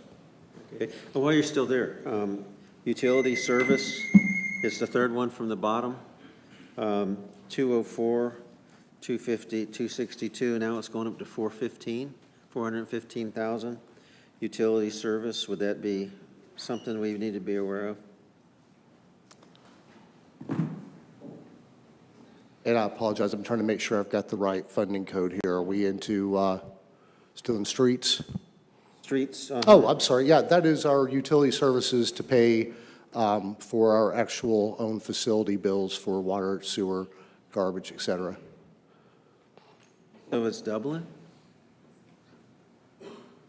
I believe it's the electric for the streetlights. Thank you. Both yeah, street lights. Lights. I apologize, I'm trying to read the screen from here. Yeah, we have a significant number of street lights both through Duke Energy and SECO, and that continues to grow, and that is an area that you're seeing that reflected in the budget with that number. Are those the streetlights that we're supposed to break even on? Oh, those are other streetlights? Yeah, Tim can explain the downtown project. I'll try my best. Thank you, Mr. Mayor, members of the council. So there is a number of decorative street lights that are city-owned, and we do pay usage fees for those. The way in which we structured the deal for the dark sky lighting retrofits, those have not been installed yet, but once those are, we should break even or potentially save a little bit because they're more efficient. By way of the new development, new lights come on in a lot of communities where CDDs weren't really put into place historically. As those lights come on, those become city assets because they're within city right-of-way, and those are new expenses by way of new monthly usage fees that we have to pay. We have had some light conversations with new development, having CDDs put into place or having HOAs fund those for long-term, but as of right now, since they're within city right-of-way, they're becoming a city asset and a city expense. Tim, is this not part of dark sky? Should it be rolled into the dark sky? They're not necessarily just for a dark, you want the dark sky design capability, but they're not necessarily just to achieve dark sky. The decorative lights are required by way of code. So they have more than one purpose than dark sky. But we could explore better ways, you know, and then perhaps in the next budget to consolidate that or account that in a way that makes more sense to the council. I think it's important that we really know what our commitment to dark sky is. I think that's something that we should be talking about. Yeah, Mr. Mayor, members of the council, I disagree, and it may be getting confusing. When Tim talks about breaking even on a program, he's talking about the conversion of existing lighting and new lighting to dark sky compliant, and that it will not cost more, it may actually save money. That doesn't mean it doesn't cost anything, because we have the existing expense and it'd be under this line item. So we have new lights coming on board rather than just existing ones that we're retrofitting. Those new ones that come on board are an added expense that we weren't paying for the previous year. Okay, and repairs and maintenance on streets doubled over previous history to 100,000. Is there a reason why it's gone from 50 to 100?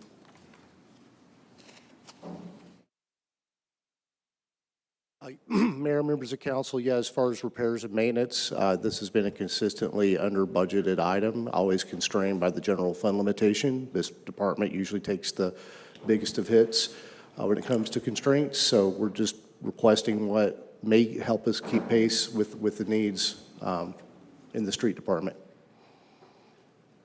We have a lot of new vehicles under your budget, right? So would that lower this?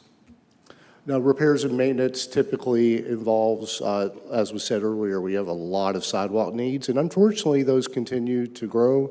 If you see a sidewalk line item, that typically is to suggest a new sidewalk or rebuilding a sidewalk that is in such disrepair that it literally has to be built anew.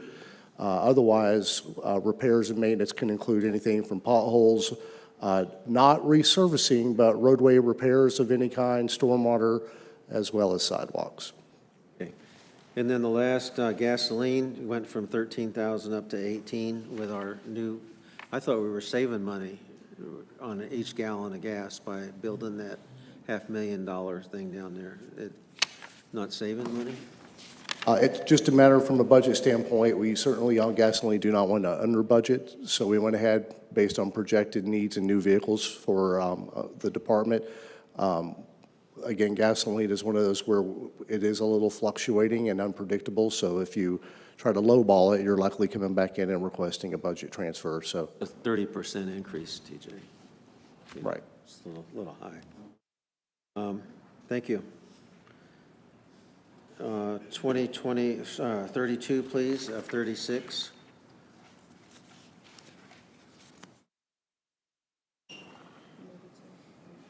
Any questions? None. Seeing none. 33 of 36. Seeing none. 34 of 36. I'll have a question. Landscape maintenance. Landscape maintenance. This is for parks. Landscape maintenance in 2023 is 21,000. 2020 this year, 13,000. Probably some still coming in, but it's gone up to 140,000. Is that the new regional park that's costing that extra? Landscape maintenance, good evening, Mayor, council members, Mike Walker, Parks and Community Services Director.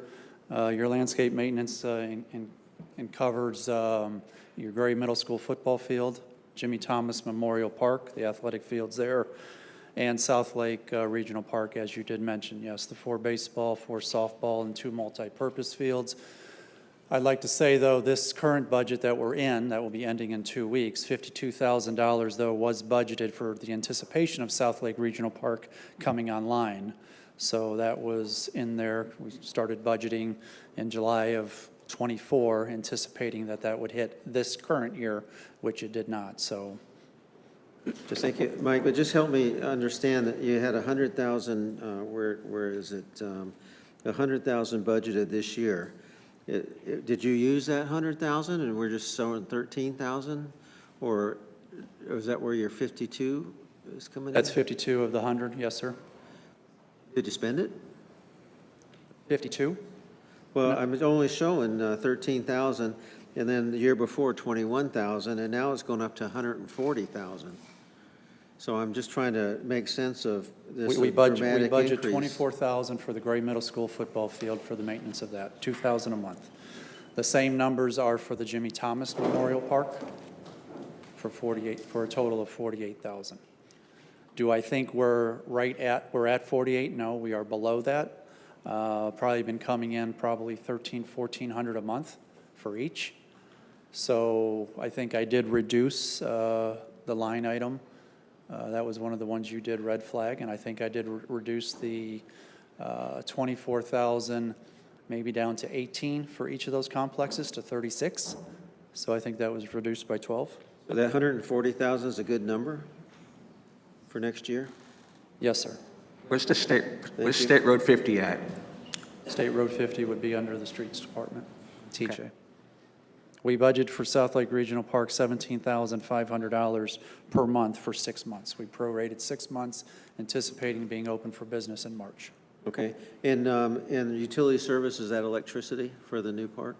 It's 65,000 not just that new versus park, 18? Cherry Lake Park, the next phase, Phase 3, will be incorporating lights around the playground, around the event lawn. You've got pickleball, tennis ball courts going in, and then also the ball fields. We did communicate with Musco, which is the athletic lighting company, to anticipate those costs for South Lake Regional, and those are identified in your description items. And then we also spoke with Duke Energy, who is doing the lighting into the new park, roadway and pathway lightings, and estimated the costs there as well annually. You, Mike. And printing and binding, 5,000, and I'll put office supplies in there at another 3, and you've used $419 and $964 respectively before, and $488. You think that's realistic that you're going to use between the two, $8,000? Printing, binding, and office supplies?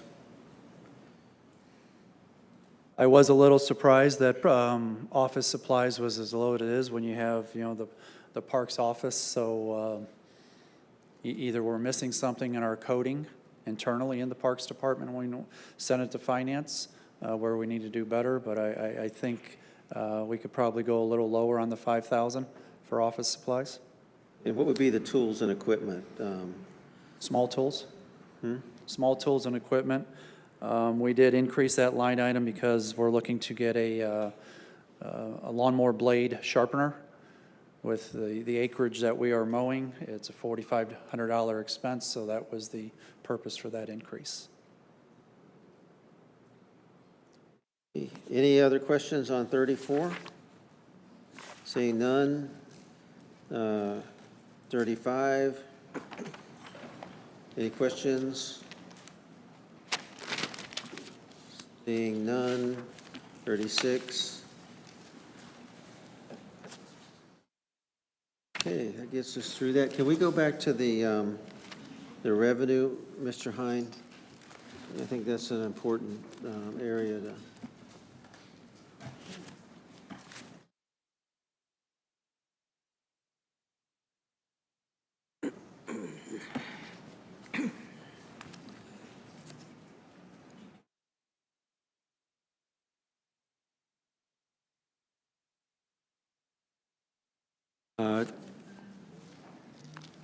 As we go down, we have delinquent property taxes, 161 so far this year, 140 2 years ago, and only budgeting 135. That's below what it was in 2023-24. Is there a reason we're budgeting that so low?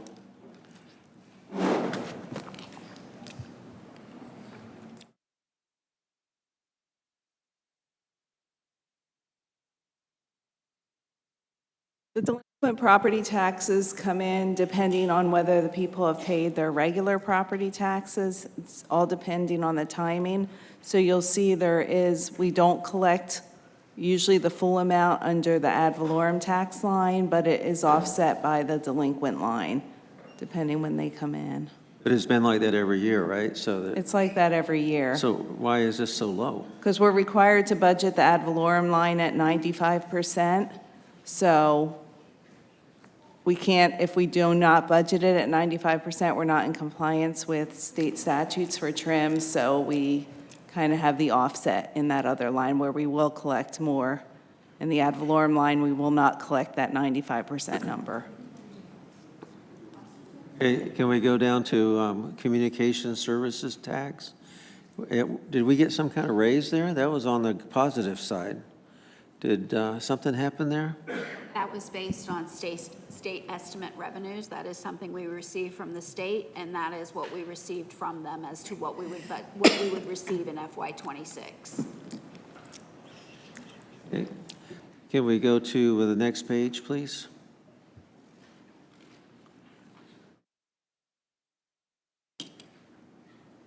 We had, help me understand, we had an actual of 1.4 million in 2023. So far this year in 2024, we're at 715. There's more, maybe more coming in, and we're only at 926 on zoning and planning fees. Is that, all I hear is we got 600 houses coming, we've got all this stuff. When I go to P&Z meeting, it sounded like we're ahead of any year before.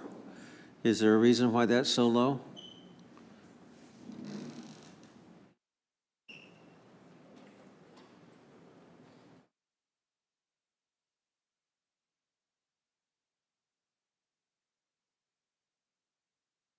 Mr. Mayor, members of the council, in terms of zoning reviews, those are on a permitting basis. I'm counting in terms of our most recent report, 320. This is lagging. We've had 500 more new houses just this year, so this number should be up. But for planning and zoning reviews, I have $180,639. And again, that's just zoning review. That does not include engineering reviews, final plats, infrastructure inspections, site development plans, or pre-plats. So with all And that's the- according to our track it report done about a week ago. With all that, if you look at the top line, last year we budgeted 926,100. This year we budgeted the same amount as last year for revenue. With all the things that I keep hearing that we're doing, it seems like it's, was that just we transposed that wrong? Because look at 2023, actual was 1.4.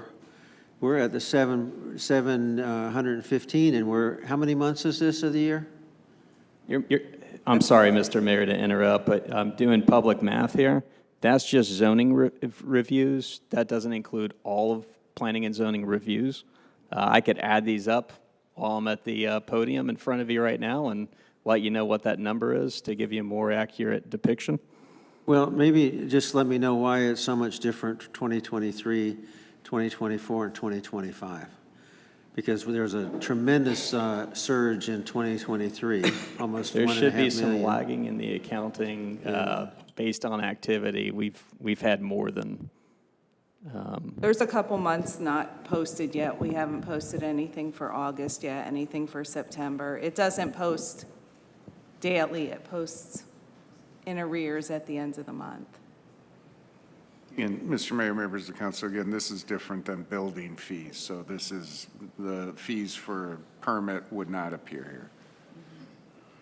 Just want to know why it's so inconsistent, why we're budgeting down.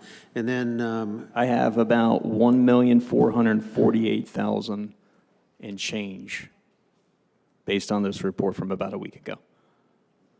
good, that's So very it good. appears to be lagging. That's very good. Okay, thank you so much for that. But maybe also on, where was it down here? I don't know. It's changed, I'm sorry. Thank you so much for that. Next page.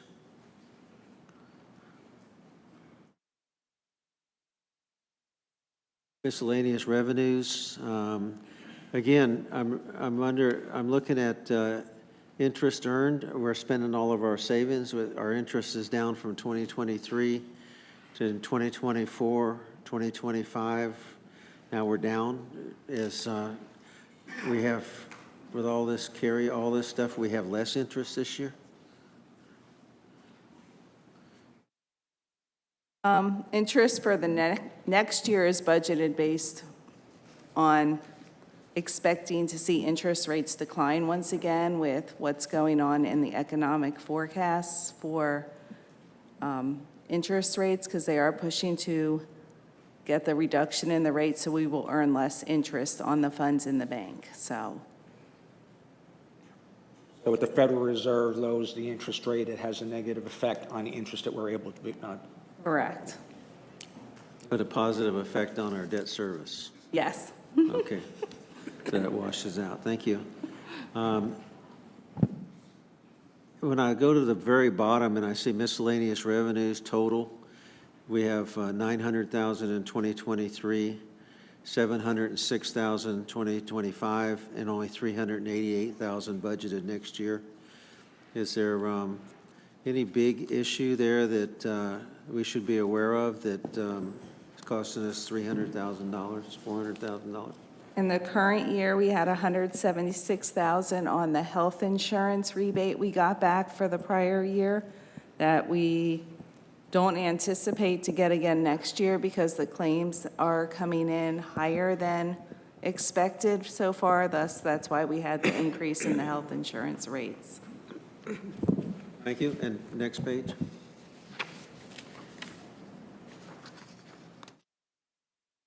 Page we go into expenses. Expenses, thank you. I'm not going to go through utilities, other than I just want to understand that we have new employees coming in, and then we have a line that says new vehicles for the new employees. What is our policy on who gets vehicles, and are those, it says O and M or something, and I don't know what O and M stands for, but what's the policy on vehicles? BJ Fish, Transportation Public Works, also over utilities, mayor, members of council. Yeah, there are, in the budget, there are several new positions, 6 total to be phased in, 3 in the first part of the year, 3 in the latter part. We're still catching up from where we should be on the utility side. The vehicles are owned by the city of Groveland, so they're not part of the Woodard and Curran O&M budget itself. They're part of the enterprise fund. And so with those, you've got operators and field technicians. So yeah, they do actually. Are these like pickup trucks and stuff that they need Typically. ongoing maintenance? Yes, And sir. can you just quickly describe what those 2 new people are going to do? Because we had that put on at the last meeting, and I'd really like to understand what those 2 new jobs are going to add value for. Out of the 6, we've got several. Yeah, Mr. Mayor, members of the council, I'm sorry, TJ. okay. I think they're switching back and forth between enterprise fund and general fund. The 2 positions are the general fund. The Yes, 6 sir. you're speaking of are field utility techs.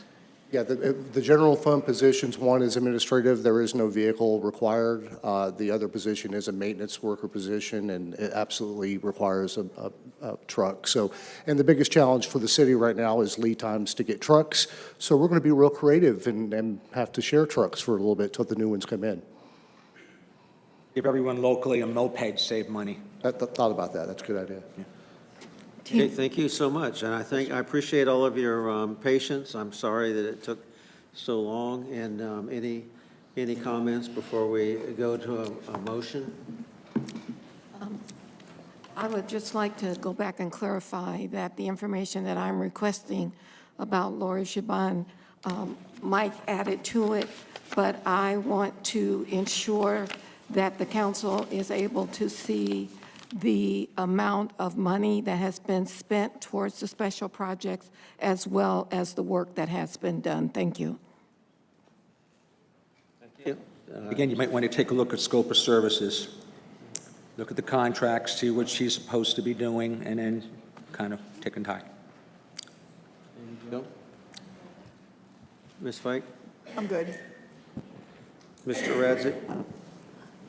My only comment is, I think, Mike, Mr. Hine, Mr. City Manager, we were able to find another 125,000. So the 5.7, I would ask to let's take a look at 5.65. And then the rest of the items, I have all the notes here. We can hear a motion from, let's do that, and then we'll go to a resolution on other items that we may find, both on the income side as well as the expense side. So I'll entertain a motion to accept the 5.7 or any changes in that, and we'll move on. Motion to move forward with the millage rate at 5.65.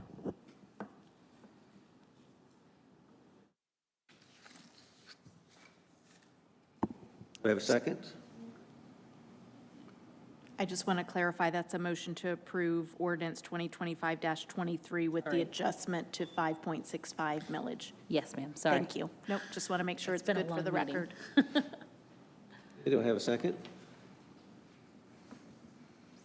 Seeing no second, I'll ask for another motion. We have a motion on 2025. Mr. Mayor, again, looking at last year's budget, adding up these projects and some of the increases on expenses, like I said earlier, 5.7, and taking that 125,000 that may have been identified and putting that into the strategic initiatives, including sidewalks and other things, maybe even conservation for Wilson Island. I think that that is a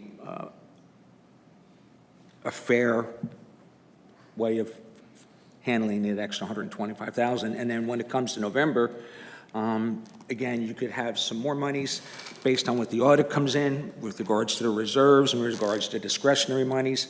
And then I would again encourage you to go ahead and put that into strategic initiatives hyphen the strategic plan. Yeah, I understand where you're coming from, and I really do appreciate it. But I think, one, we've got a fire assessment that's going up. We have a tax increase. We have, last year, our water, and water's going to go up. We're going to have a review of that to see if it goes up another 10%. I think we need to take a step back. Now, when we say that we had only $300,000 left last year, remember, we spent $250,000 on the grasslands. There's a lot of things that are back in this budget at $700,000 to take care of some of those things that you're thinking of. All I was requesting is to take it down because I do think we have that much of play, my personal opinion, in the budget as we've gone through tonight and identified, the $5,000 and the $10,000 here and there that doesn't, in my opinion, create pain, but it actually helps us reduce that millage rate increase, and it gives a little bit of mercy to our constituents out there. And I would say that putting this money into sidewalks where we're getting sued, and there's another lawsuit that I believe the city may be getting, and the lawsuits are like $10 million, $4 million. Again, putting it into some sort of a sidewalk, and where we had that $10,000 of forestry, I think it was, have someone walk around the subdivisions, literally, not only looking at the trees, but looking at what sidewalks are buckling up otherwise, because we don't have any type of sidewalk inspection. I agree that we need to move in that direction. I also know that we had a lot of that budgeted and didn't use it this year, and so let's budget what we're going to use.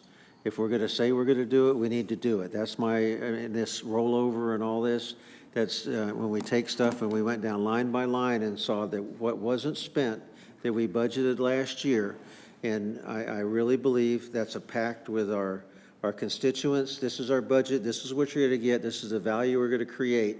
And we come back here and say we didn't do this and didn't do this and didn't do that. That's a problem, So I'm all for doing things, but I want to be realistic and put only the amount of money in the budget that we can actually do this year, if possible. One of the things, Mr. Mayor, is when you meet with the new mayor and council, the new council members in November, and you have your retreat in December or January, these are the things that you should be identifying. Like we had spoken at the meeting a couple of weeks ago, these are the priorities that you all have to set that we have not necessarily been setting. And again, with some reasonable expectations. So again, it's up to this council to direct the city manager, hey, do a sidewalk inventory, do a tree inventory, whatever the case may be. It starts with this council. So, Mr. Razik, what would you suggest the millage rate be? What would you suggest the millage rate be? I already made the motion for 5.7 and putting the 125,000 into strategic, what's that called? Infrastructure? Initiatives. Okay, yeah.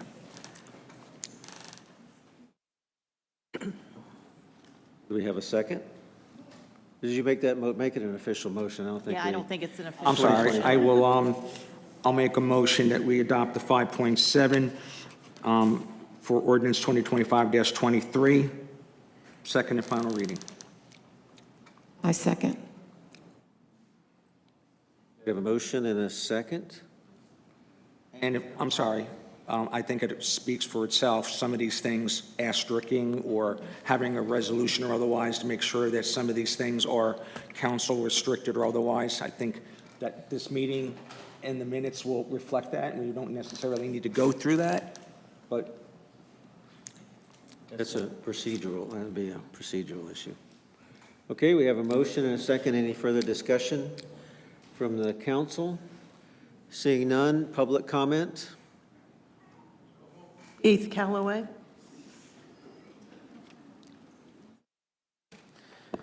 Good evening, Mayor, Council. You know, I had a strong feeling tonight was going to be pretty much what was at the last meeting. Nothing was going to change. And as I'm hearing right now, there is a motion on the table that I hope that you will vote down for 5.7. I sat here and listened to this budget, and I was a little late to the party. I'm going to be the first one to admit I got my times mixed up. But, you know, I'm sitting here listening to certain things. I'm sorry, I didn't give my address. I'm at 9100 Chandler Drive. I'm sitting here and listening to thousands of dollars being talked about not being spent and being surplus. I'm listening to questioning an outside contractor, and we don't even know how much she's really being paid or what her duties are from what I'm sounding like heard. I'm sorry, I just made notes here because I was hoping I would not have to get up here today. This is another one that just really, you know, it's great that we've got a plaque downtown in the city hall that says we're a dark city. But when I heard this all come about a couple of years ago, year ago, you know, I left with the impression that that was a self-sufficient, that was going to cost the city of Groveland nothing. And I'm hearing now that it's going to, well, I missed the total figure, over $150,000. You know, I mean, a plaque's not worth it, that to me, I'm sorry. And I don't know what that does when it all comes down to the city of Groveland. I haven't seen it written anywhere outside of the Groveland city. You know, and I just, you know, I know it's there, just, and I keep hearing about this reserve, and y'all heard what I said the last time. I need a reserve too, folks. Y'all are taking my reserve. And not only this is going up, Mr. Mayor, you mentioned the water rates are going up again, the sewer rates are going up again, the assessment for fire rescue went up again. It's like, it's a continuous, ever-ready bunny. It just keeps on going. When's this going to stop? I met and I spoke about the water rates. Nothing happened, of course, because it was from the old council that they, you know, it was blamed upon. But I just don't understand. I told y'all this the last time. I can budget better than this, and we can't budget of what we think. I heard $5,000 and $6,000, a $10,000 increase on one item. You know, this should have been done to me, in my opinion, a while back, where you took this and line itemed it out and said, why is it now come back with the realistic figures that we need?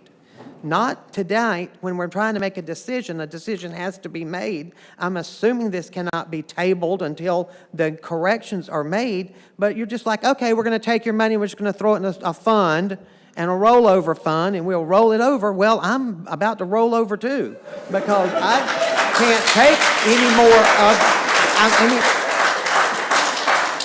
it's just, I'm just tired of every time I turn around and the city of Groveland is asking for some more money. This is not the town that I moved here 5 years ago. We didn't even have this ambulance service thing going, you know, and I know it's necessary. I'm not unrealistic. But y'all, again, as I said the last time, y'all know I made that reference to the movie Dave about line-iting some stuff out. And I think some of you did it, but I just don't think you're adding that into the millage rate and lowering the millage rate to where it needs to be. 5.7 if I'm looking correctly, you're the only one in the county that's doing anything, that's raising, is the city of Groveland. You know, we just heard today, I'm a school teacher. I don't know if it's rumor mill or not. We're not getting a raise. We're getting nothing, not even paid for performance. Yet the city of Groveland wants more from me, but I'm not getting more. That's not a problem of Groveland's. That's the city with the school board, and we'll be working with that too if that is actually a fact. Like I said, that shows up on Facebook, and we know all kind of things can show up on Facebook. But anyway, I encourage you all to vote it down. I know there's a motion with a second, but I vote the other council members, please get it back to 5.5 where it should be. You can do it. There is money in there to keep it that way. We know it can happen. It's up to you guys to make it happen tonight. I appreciate your time. I appreciate your energies. This was a very learning experience to me, going line by line. I wish this would have been done months ago. you can start looking at it and prorate it over the time. But now we're at, the finish line, and, it's like, okay, well, we'll just try to do it next year, and I can almost put my money, I know what's going to happen next year. I hope you will vote this down and go back to 5.5, guys. I know we can do it. Ladies and gentlemen, I appreciate your time.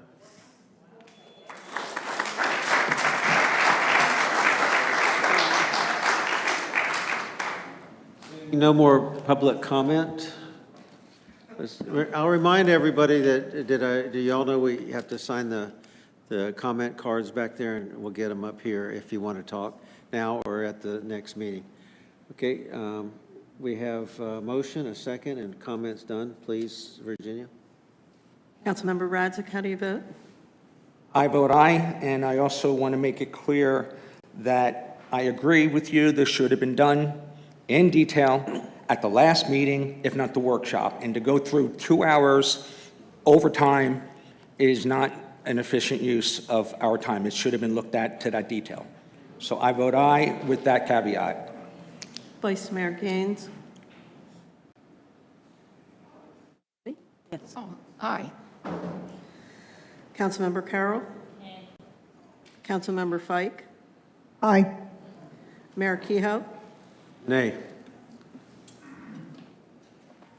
Motion passed. carries, passes 5.7. Next item on the agenda, So read it into the record. please. Ordinance 2025-24, adoption of the FY 2026 budget, second reading, and ordinance of the City Council of the City of Groveland, Lake County, Florida, adopting the final budget for the City of Groveland, Florida for the fiscal year October 1st, 2025 through September 30th, 2026, and providing for an effective date. Do we have a motion to accept? I'll make the motion to accept the 2025-24 ordinance, which is the adoption of the fiscal year 2026 budget, second reading. I have a motion. Do I have a second?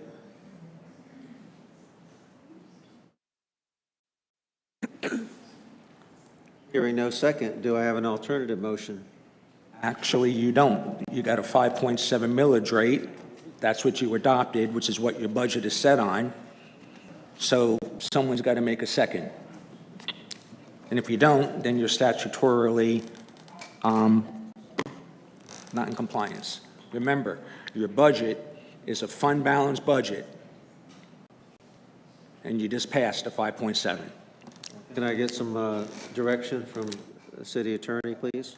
Your budget has to equate to the amount of the expenses in your millage, or the generated revenue in your millage. So he's correct. You need to adopt a budget that meets with the same amount. What do you do when you are not sure of the information and you've requested additional information that could impact the overall budget? You can always do budget amendment, so in a future meeting, the council can go back through the budget, the things you had questions about, and you can do a budget amendment to change things within the department or within the fund.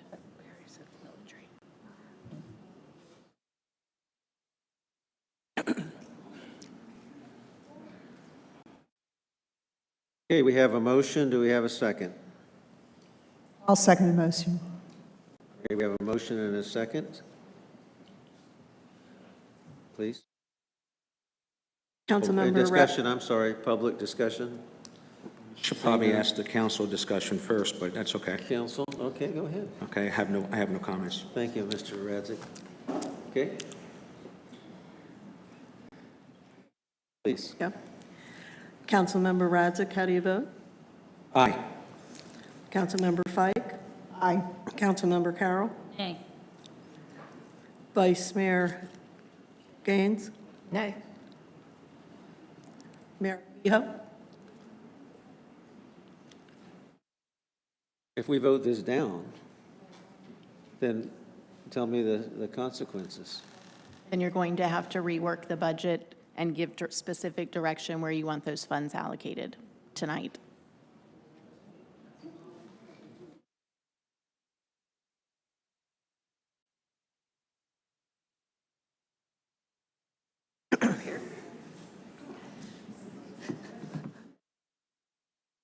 it and go to November with your new council. Anything that you find, you put it into strategic initiatives. The 5.7 that I'm upset about. I think we've got too much fat in the budget. I'll vote so that we don't have to go through another 3 hours. We'll just go ahead because we need to have a budget statutorily. I apologize. Yay, nay, yay, yeah, yes. What was the vote? Aye. Thank you. We take a recess. Okay, we're going to take a 5-minute recess, so Yeah. please give us just a minute.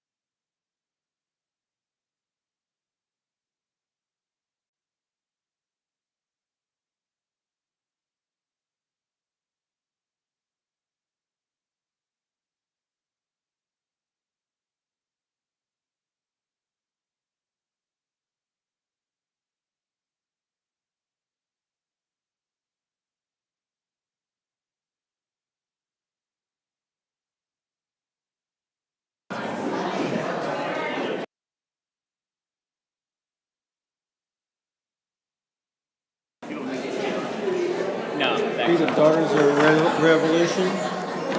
Daughters of the Revolution. Hold on, Travis, I just can't.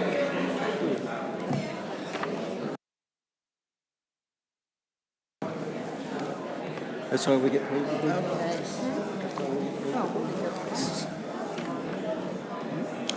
Should have done it over.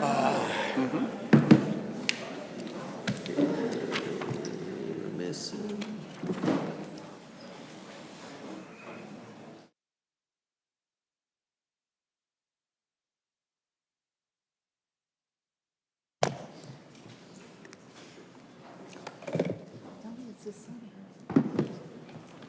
Okay, well, we'll go ahead and,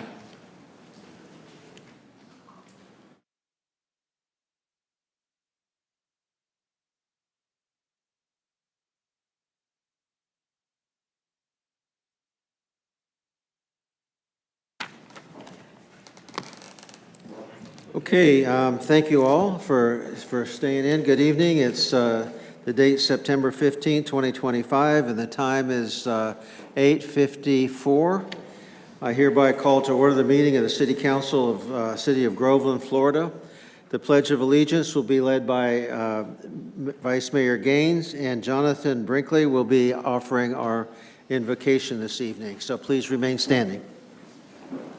Pledge allegiance to the flag of the United States of America and to the republic for which it stands, one nation, under God, indivisible, with liberty and justice for all. Father, in the name of Jesus, we'd like to thank you, Father, for bringing us all together, Father, for the purpose of looking at your money concerning your budget, Father, in the name of Jesus. I'm asking you that you bless us all, Father, as we dive into today. You said, out of all thy getting, get an understanding. You said how pleasant it is for brothers to dwell together in unity. Let Groveland be of one mind and one heart. In Jesus' name, amen. Amen. Jenny, will you please call roll? Yes. Mayor Keith Kehoe. Here. Vice Mayor Barbara Gaines. Here. Councilmember Amy Jo Carroll. Here. Councilmember Judith Fike. Councilmember Mike Radzik. Here. City Manager Mike Hine. Here. City Attorney Anita Jarossi Carver. Sergeant at Arms Chief Sean Ramsey. City Clerk Virginia Wright here. Thank you. We have a quorum. Guest speakers, proclamations. We have several tonight. The first one, I've asked Vice Mayor to please read for the Daughters of the American Revolution. Proclamation, the National Society of the Daughters of the American Revolution, DAR, Constitution Week 2025. Whereas the Constitution of the United States of America, the guardian of our liberties, embodies the principles of limited government in a republic dedicated to rule by law. And whereas September 17, 2025 marks the 238th anniversary of the framing of the Constitution of the United States of America by the Constitutional Convention. And whereas it is fitting and proper to accord official recognition to this magnificent document and its memorable anniversary, and to the patriotic celebrations we'll commemorate. And whereas Public Law 915 guarantees the issuing of a proclamation each year by the President of the United States of America, designating September 17th through September 23rd as Constitution Week. Now, therefore, Mayor Keith Kehoe, Mayor of the City of Groveland in the state of Florida, do hereby proclaim the week of September 17th through September 3rd, 2025, Constitution Week. Thank you.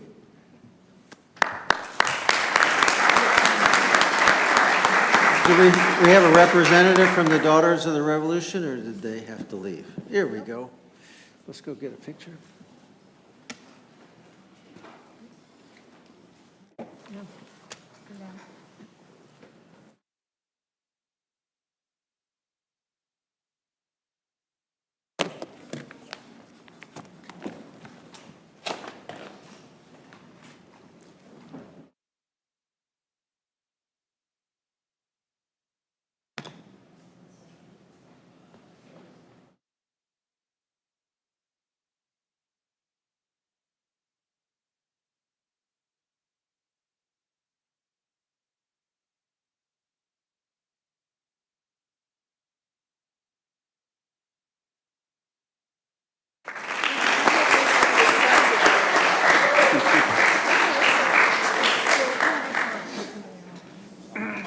Second proclamation is on Suicide Prevention Month. I've asked somebody that's familiar, we're all familiar with, Ashley Wright, to come up. It's very personal in her life, and to read this proclamation.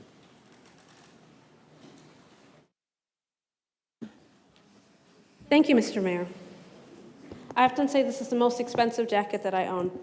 It belonged to the great love of my life, and Christmas Eve of 2015, he took his own life. So this proclamation says Suicide Prevention Month. Whereas September is nationally recognized as Suicide Prevention Month, with the World Health Organization estimating there being over 700,000 suicides every year, and whereas it is further estimated there is at least one suicide-related death every 11 minutes. And whereas suicide is a leading cause of death in the United States, affecting individuals of all races and backgrounds, leaving families and communities devastated in its wake. And whereas suicide forever changes the lives of the families, friends, and loved ones who are left to mourn in confusion, anger, and feelings of misplaced guilt. And whereas individuals contemplating suicide often suffer in silence and need respectful, empathetic communities to help connect them with the support they may feel reluctant to request, yet fully deserve. And whereas every life lost to suicide is one too many, and open dialogue, compassion, and education can break the silence and reduce the stigma that prevents individuals from seeking help. And whereas the City of Groveland stands with health professionals, educators, faith leaders, and community organizations in raising awareness, promoting prevention, and encouraging hope and healing. Now, therefore, he, Keith Keogh, Mayor of the City of Groveland, Florida, and the State of Florida, on behalf of the City of Groveland, reaffirm Groveland's commitment to support the mental and overall vitality of this community, and do hereby proclaim September in the City of Groveland as Suicide Prevention Month.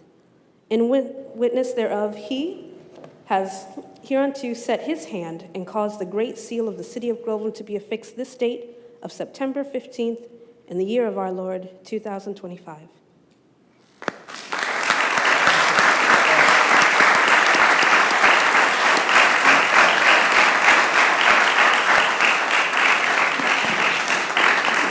May we have the representatives from Vision Church and our Groveland Youth Council please come forward?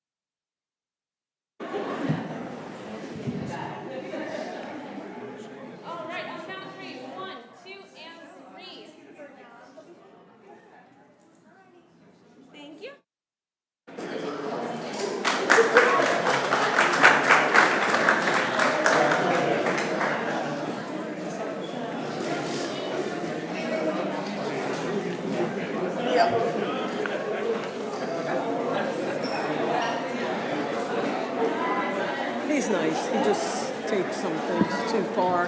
Pointed out a couple seconds ago, and that was for you. Number 4. Okay.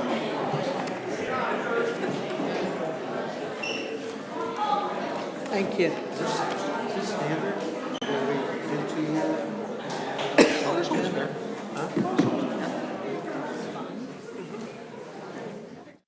They waited that whole time.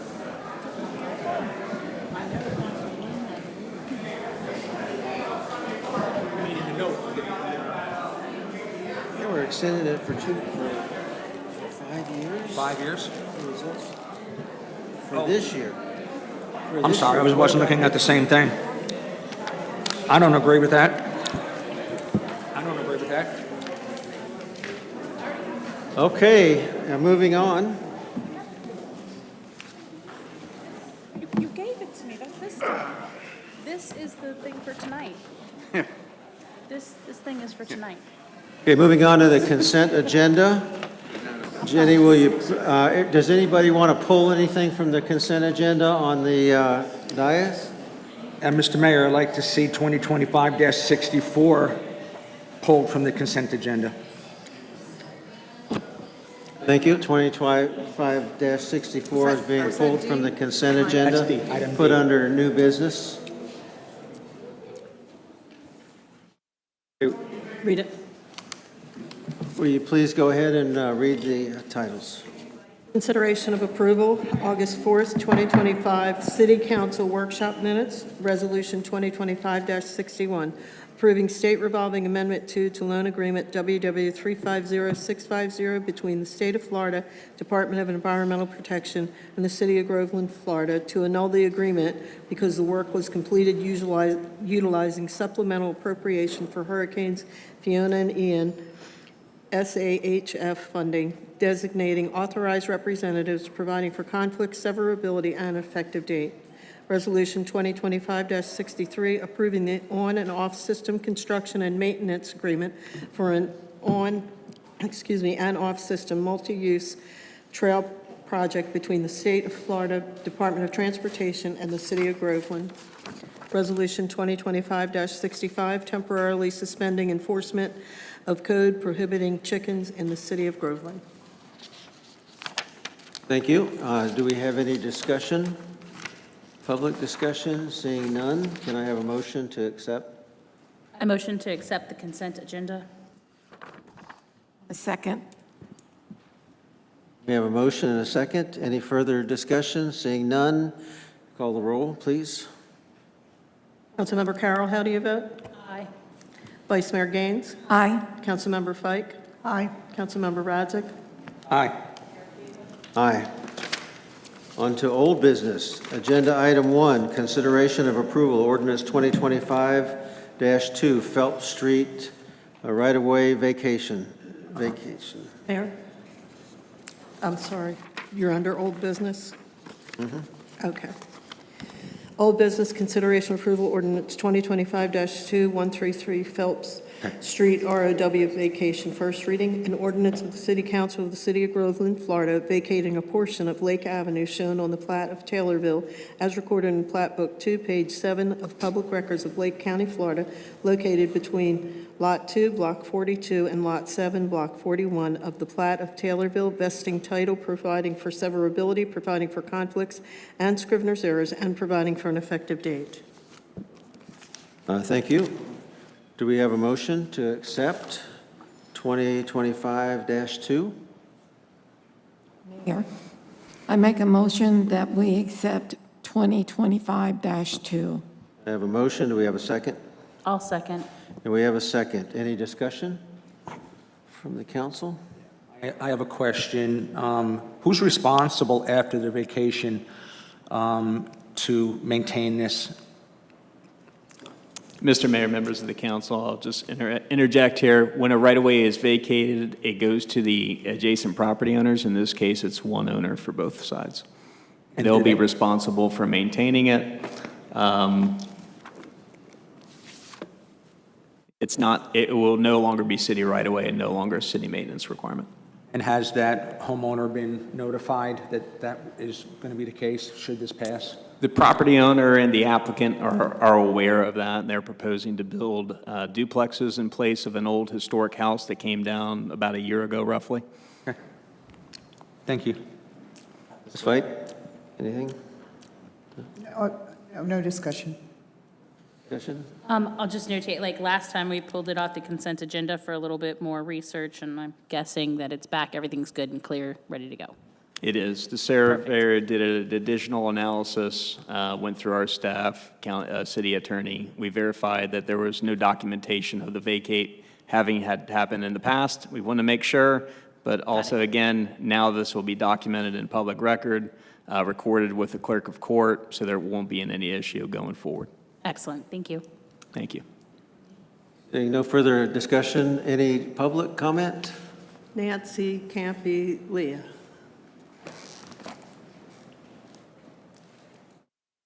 Good evening, Nancy Campilia, your town law. I am counsel for the applicant. No comment, just here in case you have any questions. Thank you. Thank you. Any more? Councilmember, excuse me, Vice Mayor Gaines, how do you vote? Aye. Councilmember Carroll? Aye. Councilmember Fike? Aye. Councilmember Radzik? Aye. Mayor Kehoe? Aye. Agenda item 2, consideration of approval ordinance 2025-20 Cherry Lake Village PUD amendment, second reading. Consideration of approval ordinance 2025-20 Cherry Lake Village PUD amendment, second reading, an ordinance of the City Council of the City of Groveland, County of Lake, State of Florida, amending ordinances 2002-0732B and 2017-12-38, the PUD for estates at Cherry Lake relating to the development of the hereafter lands within the City of Groveland, Florida, owned by Orsi Development, Inc. and Sunfield Homes, Inc., and located at Cherry Valley Trail and Wilson Lake Parkway, Groveland, Florida, amending the development plan related to the Village Center, providing for directions to the city manager, providing for severability, providing for an effective date. Thank you. Mr. Maslow? Thank you, Mr. Mayor. As you may recall, this had come to the City Council prior to tonight. It did receive a first reading where the vote was to deny the PUD amendment. It was continued from the last meeting to tonight. The applicant, I understand, has a proposed amendment to the amendment to present to you tonight. Staff has had ample time to review and digest to prepare a presentation. So we're going to defer to the applicant, led by Carolyn Haslam, their attorney, to provide a presentation. I understand the presentation will compare the new application proposed amendment versus the previous amendment that Council and P&Z voted to deny, and then also comparing that to the existing PUD that's in place today for your consideration. And you let them know that you didn't have enough time? They understand that we have not had ample time as a staff to conduct our typical review process, and they're okay with that. They still desire to present the amendment to Council tonight. Okay, thank you. Do we have the presenter?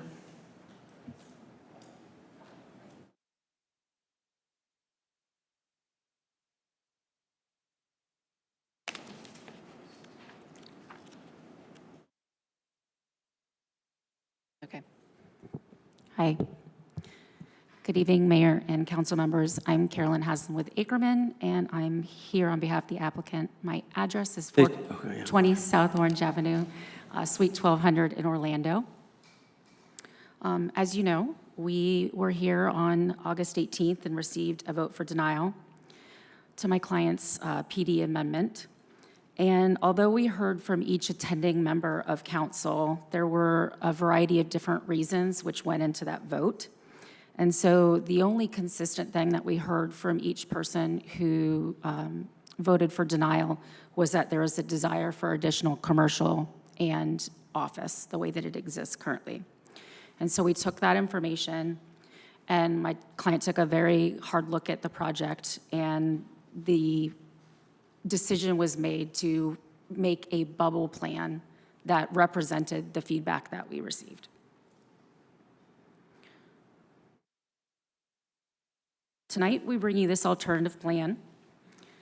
With this plan, we are asking for one thing that's different from the existing PD is that we can construct residential separate from the commercial and office. Currently, within the existing PD, all of the residential in the village center has to be built on top of as an apartment or live-work unit, and we are asking for those two uses to be allowed to be separate, and this concept plan would represent that. I also, I know you have copies of all of the existing PD ordinances, and I did bring a revised PD ordinance. Essentially, it goes back to exactly what is in the existing approved PDs, which actually take place over multiple ordinances. There's not been an amended and restated version. There's more than one that incorporates the law of this zoning. And so the only changes that are within that ordinance are solely to change the acreages. Everything else, all of the information, we are going to keep the same. So this revised plan, it's a bubble plan, as you can see. It doesn't have the level of specificity that we had on our prior plan. Our alternative proposal is to have about it's about over 50% of the area is open space. It's approximately 43 acres. We would execute the 50,000 square feet of office and 175,000 square feet of commercial on an 8.57 acre parcel, which is well over 8 times what we had it's 8 times what we previously proposed. And the remainder would be the residential as 31.85 acres, which would have what is remaining within the PD to develop, the 229 single-family and 100 multifamily townhomes. So the acreage that we're proposing for the commercial, the 8 acres equals to about 380,000 square feet, and the PD allows for 3 stories. So there, even if you take into consideration roadways and landscaping, there's sufficient area where you could get very dense commercial development over that 8 acres.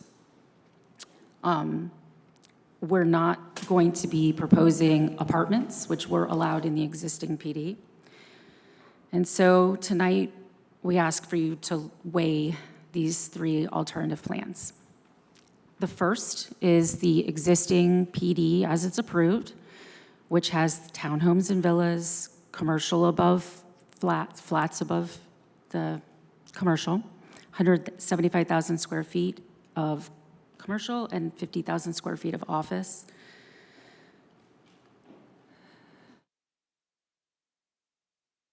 The second, the application and the first reading we brought to you, which had 202 single-family bungalows and 71 townhomes, a minimum of 10,000 square feet of office and commercial combined on 1.1 acres.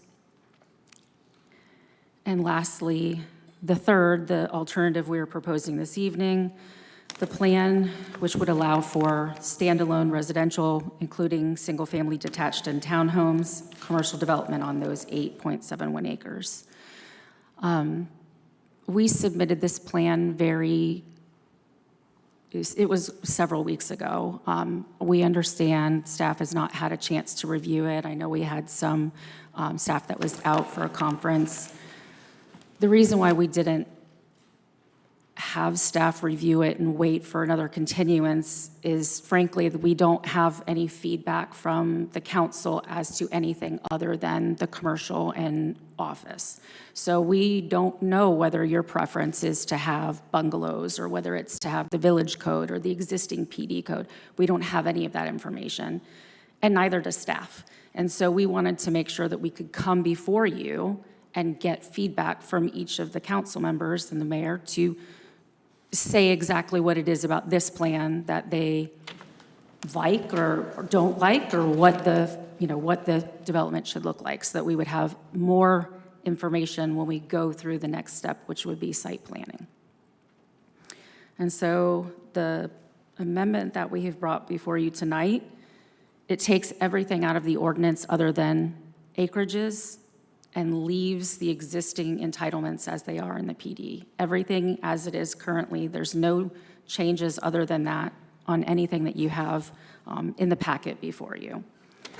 And so we ask that you look at these plans and weigh the alternatives and provide us with direction as to what you would like the development of the village center be, with a motion based on the plan that's consistent with your views. My client, of course, is here to answer any questions. So it's just, we didn't bring the consultant this evening, so if you have technical questions, we're it tonight, so. Thank you. Thank you. Further comment, Tim, anything?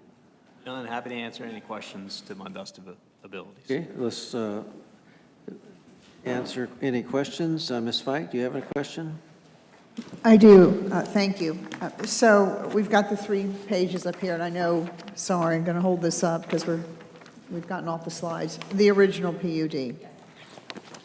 Then you go to page 3, which showed the open space of the 52% open space. Is that not on this original PUD that we looked at? Okay, what was it on the original one? Do you know how much it was?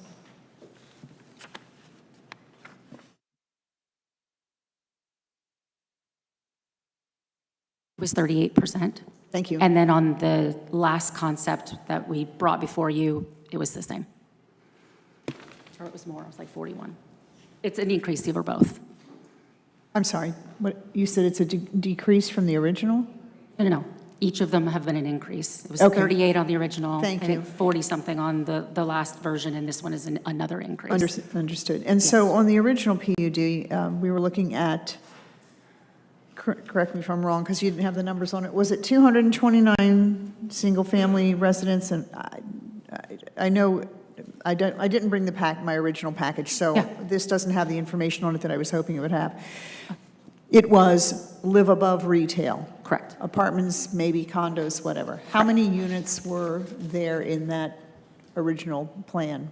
The math on the 229 and 100 is from the calculations of what you're allowed to do overall in the project. So that's the same in all 3 of these, essentially. So we then, were proposing less in the last one, but that was the maximum that you could have gotten out of it. right. So then on the proposal that came to us with an acre of commercial had 202 single-family duplex and/or duplex units and 71 townhome units for a total of 273, correct? Yes, correct. Okay. And that's what you're proposing again on this new site plan? So because the new plan is a bubble plan, and to be frank, with not having direction, my clients already spent almost $500,000 on designing this project, and they did not want to redesign it again without any feedback as to what that looks like. And so we chose to move to the bubble plan. We don't have any specific numbers as to the units. If we're fitting less on with the smaller lots and how it was proposed with the 1 acre, there's no way we're going to get more on it now, but we just want to have the maximum of what is existing out there. So if I'm looking at this, it's your 3rd slide, you're moving from 1 acre to 8.71 acres for commercial and office space. Yes. But you have upped the homes number. It says 229 and 100, but when we had the 1 acre, it was 202 and 71. So that was based on the precise design that was done for that plan. We could tell exactly how many units. What you were allowed to do under the existing zoning was the higher number, the 100 townhomes and the 229. We just had designed it so we clearly knew how many units we were going to have. And so since we don't know that now, we're just left the maximum of what's So left. you're just putting kind of a swag out there going, at maximum, we could do 229. Correct. So you're looking there at 329 units regardless of... That's no change, that's flat of what's existing, but just from an actual design perspective, there would be no way that we could get all of those on there. But okay, it's one thing to say we couldn't make that happen, but then if you're asking us to move forward with that, that's kind of that's a tough spot to be in. Well, Sure. it'll never happen, but you should give us permission to move forward with that. I'm not being, Yes. just kind of Yes. scratching my head on that. So I'll let and see if anybody else have any other questions. I think I may come back. So I'm sorry for being repetitive. No, not at all. Existing PD Yes, conceptual is for 273 total units. that's what's remaining in the PD, so that's the maximum of what we will put on it. yes. Post-conceptual, which is the next page, is for 273. Correct, The last one is for 329. which is what's existing currently in the PD. So let me tell you what I don't like about alternative conceptual plan. Okay, I don't like 329 units. okay, Let me tell you what I like about it. I like the open space at 38%. 52. 52. Oh, I'm sorry. Minimum is 38, 52%. My mistake. Thank you. Yeah. I'll tell you what I don't like about the wording, which says commercial 8.71 and up to 50,000 of office and up to 175 of commercial. So I basically can put 1 square foot for office and 1 square foot for commercial, and I would be fine based on that wording. Nothing else could go in those 8.7 acres outside of commercial, so they would have to develop commercial or nothing. So if alternative conceptual plan is considered, I would suggest that we have a minimum amount of space and not up to, because when you start going up to, you get in trouble. So that's what I like and don't like about alternative conceptual plan. Now, my memory serves me correct. We wanted to have commercial and retail. So, and a matter of fact, this project was before our time. It was before all the different land uses, and Yes. it was something taken into consideration, the entire estates at Cherry Lake project. So I like the idea of having that commercial or retail or otherwise. I'm happy, well, knowing that we have obligations, I'm okay on 273, but I'd like to see that reduced, and I'm going to leave it at that. Thank you. Here we go. So I actually voted for the other plan. But since then, I have talked to a lot of the residents, and the residents in that area, that night they cited traffic, and we're going to have traffic either way. So that's not a turning point for me. What is a turning point is that some of them told me they bought houses specifically for this portion of this, expecting it to be built. So with residential over commercial, that matters. So I would like to see residential feedback on the newer plan before I would consider moving forward with it. Like, if the residents who live there are good with it, I'm more inclined to vote for it. I wouldn't be inclined to do that tonight. I would like to see the residential numbers much lower. I'm not sure how they would feel about the super dense commercial versus more open kind of walking area. Like, those are different feels. So I would like to get their feedback on that. Understood. And to clarify the question as to the number of units, my client would be okay if we went back to the same number that we had at the conceptual plan. If you want to propose a motion that accepts this plan but limits the units as a condition, we're okay with that. So, but my client's not proposing to put apartments over the commercial currently. I would like to see the residential reduced, but I'm very happy that you all increase the commercial. But like Councilman Razik said, that up to, that's kind of a slippery right there. It's So the I'd like to existing language in the PD, so we're just keeping it. So if you want something that's different, we have to amend the PD to be different. That's what exists currently today. Yeah, okay, well, I don't have the answers, and perhaps you might want to go back and review it, because words matter. So that's my thoughts on it. Thank you. I would suggest that we I'm going to tell you what I think, but I would suggest that we send this back. There's a lot of changes here, and there's a lot of people that need to take a look at it, so we don't get ourselves in a fix. But when I look at this, the philosophy of this village is that we have enough retail and the kind of retail that will support the people that live there, so they're not getting back on the road. That's the whole purpose of a village, because of the traffic issue, right? Yeah. And so I'd really like to see that balance, of what you're going to put in there, because not only this development, but all the ones around it, there's a lot of density in this area already. So I would love to see that. And again, overbuilding it with too many units is just going to cause a lot of problems, with traffic and things. So just take a look at, have you seen the whole description of the village? Absolutely, yes. And Yeah. I'm very familiar with the allowable land uses, and they all line up exactly like you're saying. The feel of what was approved in the PD, the land uses, those are not changing in anything that we're doing. They're all really designed to be neighborhood-type uses. So you know where I'm coming from when I say that when we have the green space in the village, it was walkable for everybody to get there, especially when you have high density, because they don't have a backyard and things. So there needs to, how you place things is very important, and it's got to be walkable. And I think you're on the right track, but I cannot support this without having the staff go through it and make sure it fits within all of our guidelines. And this is really a totally different thing than we've looked at, or zoning P&Z has looked at before, right? I mean, has P&Z seen any of this new concept? P&Z has not seen the latest. The previous, they did see, and they voted unanimously to did not deny, based on some of that feedback that you provided, but they haven't seen this latest iteration. So would it not be appropriate for you to go back through P&Z and then let them, because that's what we got those people for. They're our experts.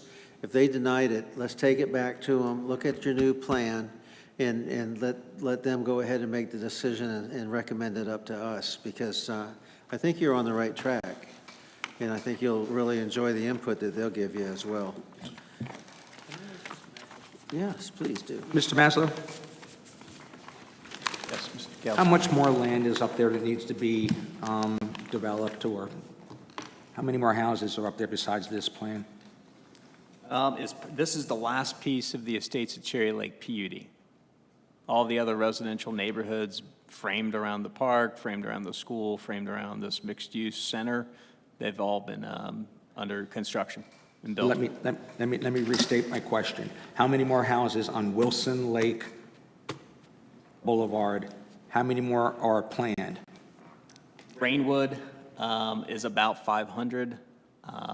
There's some existing residential. I think the Trilogy could potentially build on the north side outside the gated subdivision from a technical perspective. There is the Deacon Lake townhome development, which is likely over 100 units. You're looking at somewhere between 500, maybe to 1,000 or so. Versus potentially more. You're putting me on the spot. No, that's okay. Which is all the more reason to try to get the reduction in houses here and more commercial and retail. It's probably not going to be walkable for someone in Trilogy, but with all the houses in the Estates of Cherry Lake, it would definitely have some good foot traffic. And out by the fire station and all that Yeah. area too. So I'll entertain a motion. Make a motion that we send it back to the P&Z. Motion, I have a second. I'll second. Sorry, Barbara. I have a motion, I have a second. Any further discussion? Seeing none, any public discussion? Ryan Reuter.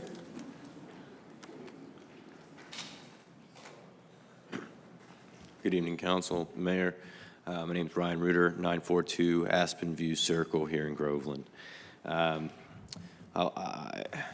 This amendment, second amendment, is pretty good. I know there has to be a compromise here because obviously there's some sort of stickiness with getting this land sold to a developer, and so keeping that commercial is nice. And I get with the up to that should be amended, but I like it. I like it. I mean, I think that it would be good to have.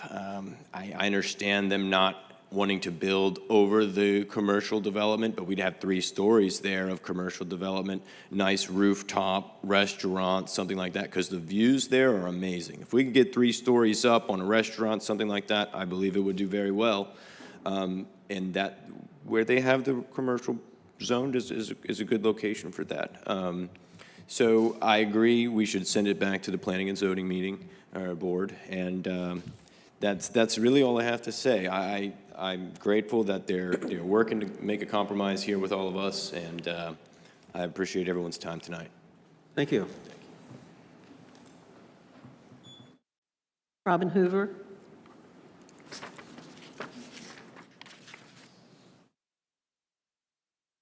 Robin Hoover, 1387 Ardmore Road, Groveland. Good evening, Mayor, Vice Mayor, Council, staff, and neighbors. I'm speaking as a private citizen, and these are my own opinions and beliefs. In 2017, you came to our City Council and asked to build this convenient live-work, walkable final phase of Cherry Lake Village with mixed-use commercial and office space properties.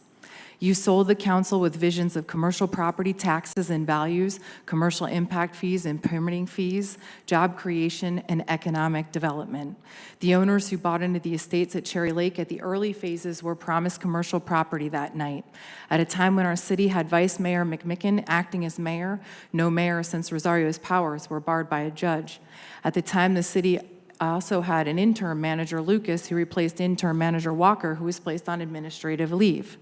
Our current council member, Mike Rodzik, the incumbent then, was quoted in an October 2017 article in the Daily Commercial newspaper stating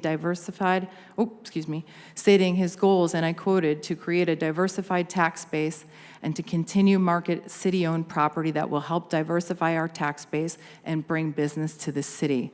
His opponent, former Mayor James Smith, who sits on the board at the Groveland Historical Society, states this in that same article, and I quote, creating economic opportunity for the city and bringing in new businesses, if elected, was his #1 priority.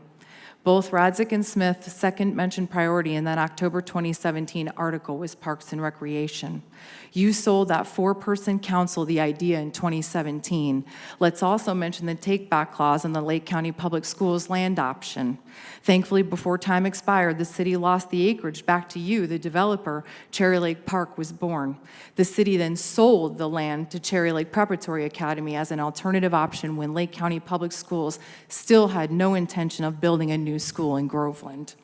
Now at the very end of 2025, the last minute, the final phase, you want to change your plan and eliminate 90% of the commercial square footage and 100% of the civic office space square footage that you proposed and received that night.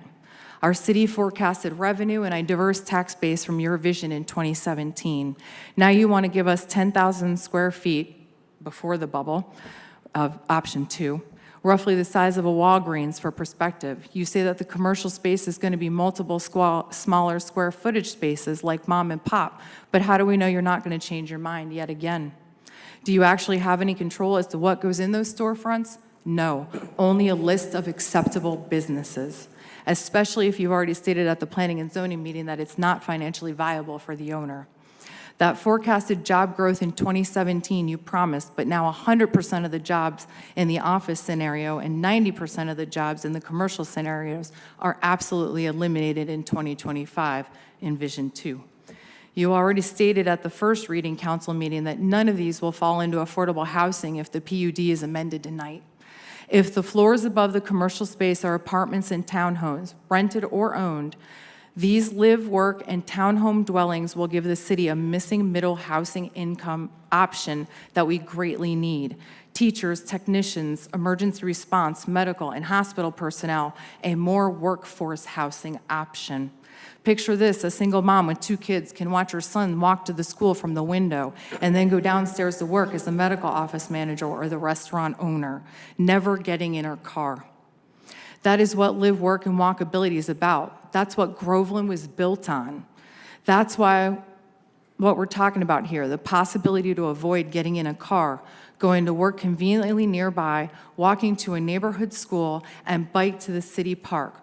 All those things that Councilmember Radzik and former Mayor Smith mentioned in that 2017 article. Now I'll get in my car and go and support the small businesses at Cherry Lake. So yes, one car off the road, maybe one car on, but to keep that amount of money in the city of Groveland's economy, instead of it going to Claremont or elsewhere, I will gladly leave 5 minutes sooner every day. Retaining a greater portion of local tax revenue can prioritize and fund local initiatives such as education, public safety, and infrastructure projects. The exact tax revenue we would lose if this PUD amendment is approved tonight. We do have Groveland Fire Station number 3 coming to O'Brien Road, which would be completed before this project, I believe, which will help the public safety and response times in the area's future. The housing, the park, the school, the fire station, the last piece of the puzzle was the live-work commercial office space. It was intended to become commercial mixed-use and office civic multi-use in this building in front of that council on that night in 2017, and it should stay intended for mixed-use commercial and multi-use office civic property in the same building in front of this council tonight in 2025. Thank you. Thank you. That concludes public input. Any further comments from the? Yeah, actually, just to clarify, the second 20 acres, we only sold 7 for the school? 5? Okay. Not all 20. Just want to make sure. The second thing is the speaker, maybe she should take that back to the P&Z committee, because I thought it was pretty good, especially all the quotes from me. I love it. Thank you. And then the other thing is are you running for something, Robin? She's running from something like us. She's on that P&Z board, you know. All right. Seeing no further comment. Councilmember Radzik, how do you vote? This is to take it back. Aye. Say aye. Thank you. Vice Mayor Gaines? Councilmember Carroll? Aye. Councilmember Fike? Aye. Mayor Kehoe? Aye. Moving on to new business, agenda item 3, consideration of approval ordinance 2020. Oh, let me go back and let's go to D that we just shelved. It was and put on new business. Resolution 2025-64, approving the second amendment to the Commercial Solid Waste Collection Services franchise agreement for GFL Environmental Services USA, Inc., extending the term of the agreement, providing no rate change for the city for fiscal year 2025-2026. Please read. The title is only required, so TJ could present. Thank you, Mayor, members of council. No formal presentation, just a quick overview that back in 2020, City Council voted a major policy change into the code, which was to go from a non-exclusive franchise for commercial solid waste, trash services, to an exclusive franchise. And the approach was negotiate one competitively selected contract to serve the businesses and industries of Groveland with the best pricing based on an economy of scale of serving the whole city. WCA was selected. A few months later, WCA was purchased and now owned by, and now is GFL Environmental USA. GFL has been our commercial solid waste contractor since 2020. As the contract comes to a close September 30th, we're bringing before you an extension. We found that over the last few years, they've continued to improve their services, which include dumpster services, which you normally would think of for a business, 2-yard, 4-yard, 6-yard, 8-yard, even individual cans like a residential for some of the small businesses. Pat the Dog comes to mind as one that we helped in that regard. Otherwise, the only other service they provide is the large roll-off containers, 20 and 40 yards, that are for either home builders doing construction debris or for any businesses that need that kind of large specialized container. We have Jim Suter here tonight with GFL, happy to answer any questions about the contract extension. And this first year, even though the contract stipulates a consumer price index approach to increases, they are foregoing any kind of increase this year as the contract is extended, if you choose to do so. Okay. Any questions? So absent a motion, I'll tell you what I'm not liking about this amendment. Number one, it's 5 years. And I'm sure, maybe you can tell me, how much is the escalation after 2026 per year? I can't tell you, I'm sorry, Jim Suter with GFL. I live at 16472 Rainbow Meadows Court in Fort Myers, and I'm here tonight to talk to you about this amendment.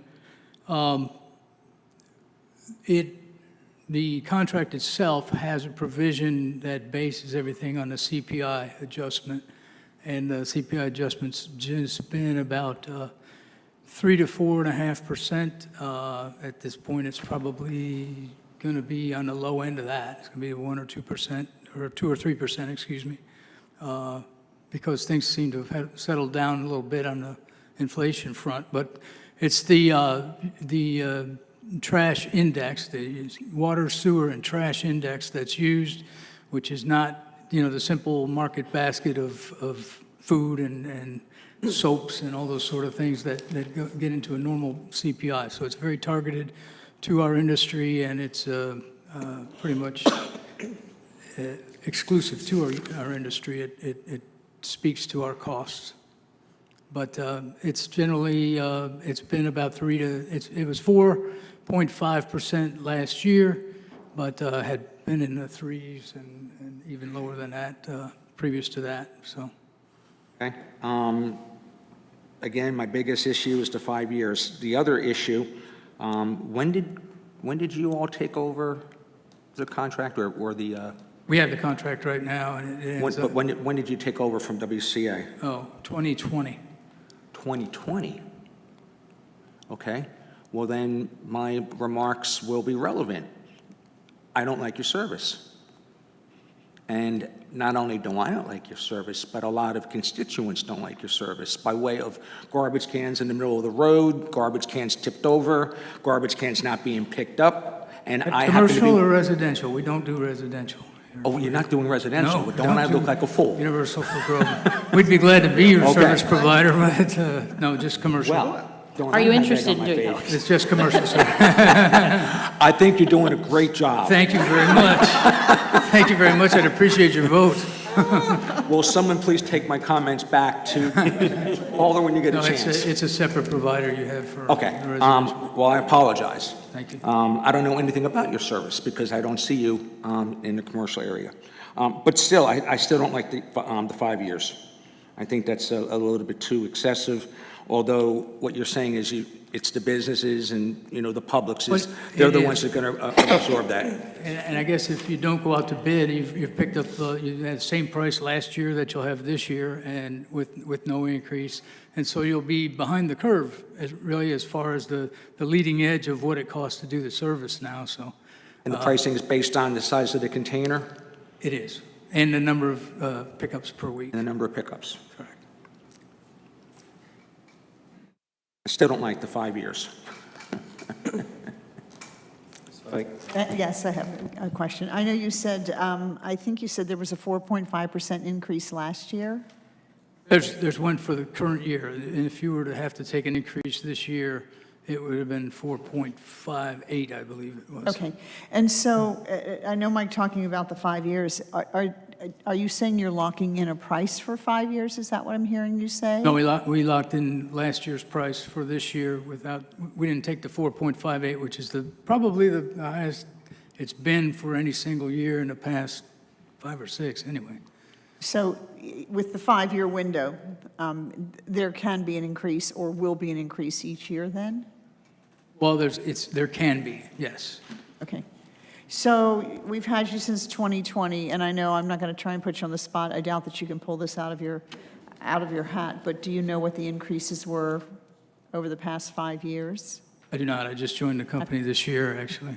Oh, okay. So. All right. And I don't know, TJ, I don't know if you know, but I just thought I would ask. But no, the 4.58 was definitely a high water mark this past year, and there's other ways we could possibly look at it. There's a couple of contracts that we have actually in Lake County that have a cap on the increase. It says if it can be over 3, but it can't be, if it goes over 5, you go back to 3 or whatever. There's a different way to couch that. Why was this a high water mark this year with that increase? Why is that, pardon me? You said it was a high water mark this year. Why was It's it? just been the highest that particular index has been in the past, I'd say, at least 5 years. Anything that you Last- attributed to it, or it just is what it is? General inflation, I think, well,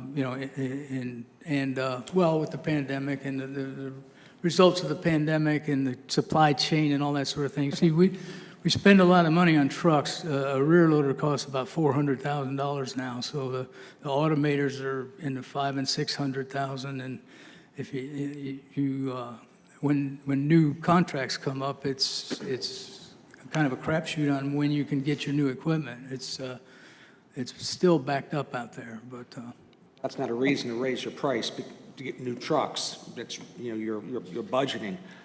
The price goes up because of the CPI, not right. because of... No, you're Okay. absolutely right. You're absolutely right, because obviously it's a capital cost to procure the trucks. So. Thank you. I make a motion to accept Resolution 2025-64. Oh, you're not going to let me ask a question? You can ask questions after I make the motion. You're good. That's my Okay. only Do I comment. have a second? I'm good. Do I have a second? Do I have a second? No one's going to second. Ugh, all right. I tried. Go ahead. Are most of the contracts that you all have 5 years? They are between 3 and 5 usually, yes. And when you put a capital expense out there, you've got to have a long enough time to make the return. The reason that I'm asking is that I see that there is no increase in fiscal year 2026. But given 5 years, my question then becomes, what happens in 27? Will it go from here to here, and then we're locked in for 5 years? No, you would lock in for 5 years, with the first year being with no increase, and then the other years subject to a negotiation around the CPI based on water, sewer, and trash index, which, when I said high water market, it was as high last year as it's been in a long time on that particular index. Thank you. Just, and Mr. Hine, stop me if I'm saying something I shouldn't, okay? But I have a dream. No. Okay. No. I have a dream that we have one solid waste company for the whole county. And that's a dream that I've been talking with other people about, because it really burns me up to go down Cherry Lake Road and be behind one company's garbage truck going one way and the county's garbage truck coming the other way, and it's tearing our roads up. And it just seems to me there should be an economy of scale. So with this in there, that's why I'm not really big on 5 years, unless there's some way to back out of a little bit, because we have done some conversations, and I'm sorry, but I don't want to lock up for 5 years, Mike. I mean. Mr. Mayor, are you following commercial trucks or residential trucks? All. Oh, I'm following all, because of the construction out there, because of all the stuff going on, But, no, I just want, those trucks tear up the road. Those are heavy, heavy trucks. And it's, you get a garbage truck and then a school bus on the same road at the same time, forget it, Where's your transfer station at? What is it, Pine Ridge? I'm not sure exactly. They going to where they Sanpete with the trucks? Or are they going up to the... I'm not clear that they use the Sanpete location. They've got a location in Tavares. Yes, I'm sorry. Yeah, Mr. Mayor. That's where we're running from as well. Yeah, Mr. Mayor. members of the council, if I could, because I appreciate what you're saying and what I'm hearing. For a little context, when we had multiple commercial haulers, the situation the mayor was just explaining was exasperated with different days, different haulers. So we went to the single hauler, and that transition was extremely difficult. For those of you who were around. I am supportive of the 5 years, but understand the caveat, especially with the no escalation, because when you put all the businesses through new vendors and new haulers, it can be extremely difficult. What I would suggest, and I'd look to Anita, if they're willing to amend the contract to allow the 5-year extension, but allow a termination with notice in the event we regionalize solid waste hauling. Because while I think that's a noble goal, I don't see that happening within 5 years, but I think we should certainly work towards that. So I don't know, Anita, or... Yeah, you could make your motion with that revision in it, as proposed by Mr. Hine. Is there a second to that motion? No, there's not a second. Okay. No, the Well, motion died for lack of a I'd like to build on Mr. Hines' remarks and say 3% maximums. Skip the CPI, or go for the CPI, but a maximum of 3%, no more.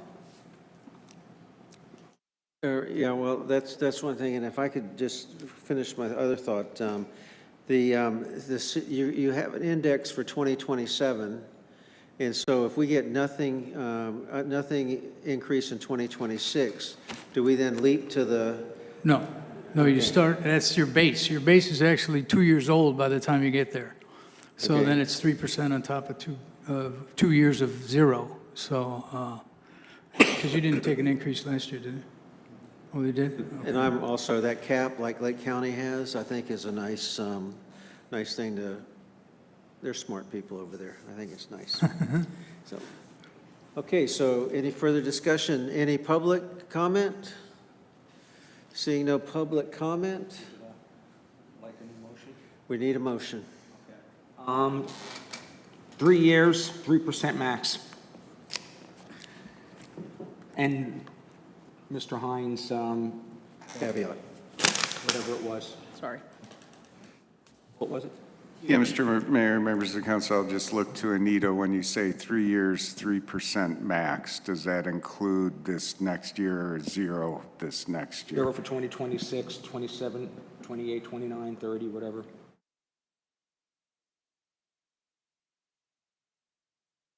And with the provision. I understand the motion.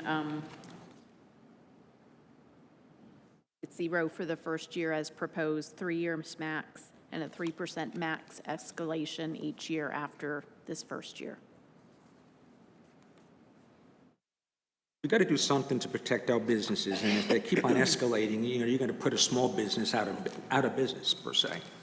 Something like, the restaurant down here and whatnot, or even Coyote Rojos, so.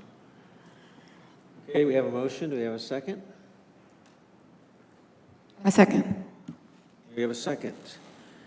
Any further discussion needed? Okay, go ahead. Call a roll. Actually, real Oh, quick. I'm sorry. Instead of just capping it at 3 years, why don't we go ahead and do the 5 years with the termination clause after 3 years? And that way, if things are going well, we can continue for that whole 5. But if we end up in a regional situation, we have an out. One thing, the out. Yeah. In 5 years will keep us from having to renegotiate it in 3 years, That part. which could hurt us, What do you think? So you want to go to 5 years and a 3% And then maximum each year? escalation, Yeah, and then an out clause. But with an early termination after 3. 3, yeah. I'll amend my motion to include those talking points. I'll second. Have a second. Do we have that, Anita? Yes. Okay. The early termination based on what, performance or what, Yeah. whim or? If a regional, If we regionalize solid waste countywide. Okay. Very good. So that's, essentially, that's a counter proposal. I'm going to have to take that back and see if that flies with our side, so. But we're short on time, 'cause this thing actually ends at the end of this month. So we may have to do an extension or whatever. Okay, just like the county, huh? So that's one step closer to, okay. Well, like I said, when you go in next year with like a 2-year same price, you've kind of lowered the bar and then go to 3% cap. Yeah, it's going to keep things under control while you're looking at other options to consolidate and whatnot. Okay, we have a motion, we have a second. Let's go ahead and take the roll. Councilmember Radzik, how do you vote? Aye. Vice Mayor Gaines? Aye. Councilmember Fike? Aye. Councilmember Carroll? Aye. Mayor Kehoe? Aye. Thank you very much. Thank you. Agenda item 4, consideration of approval ordinance 2025-4, amending Division 3. We got to do agenda item 3. What's that? 3. Cemeteries. Terry's. Haven't done one yet, that's right. Skipped It's ahead. new business, the item that was pulled.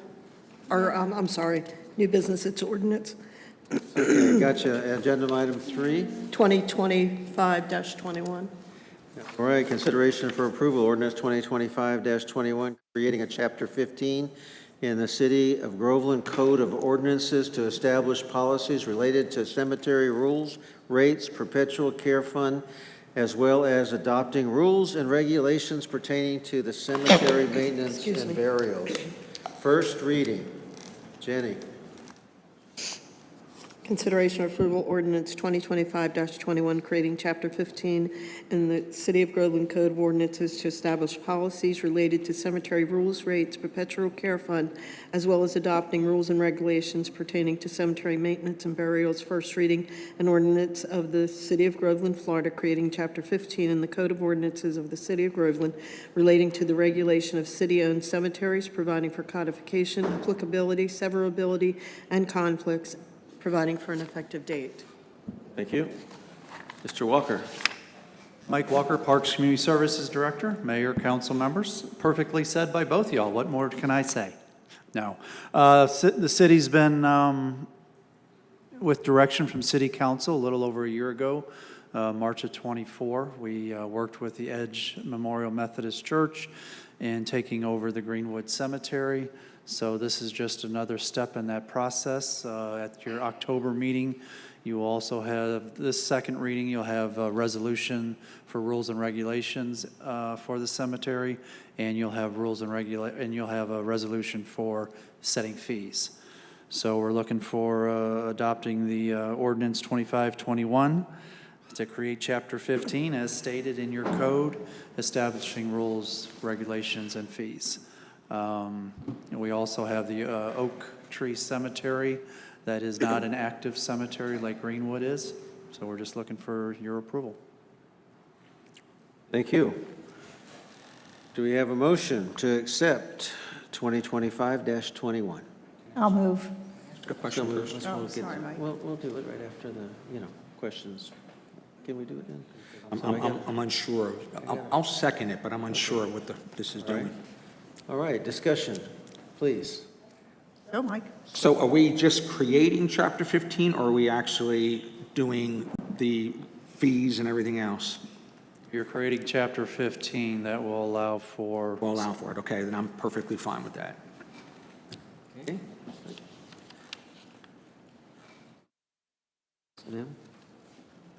No questions. No.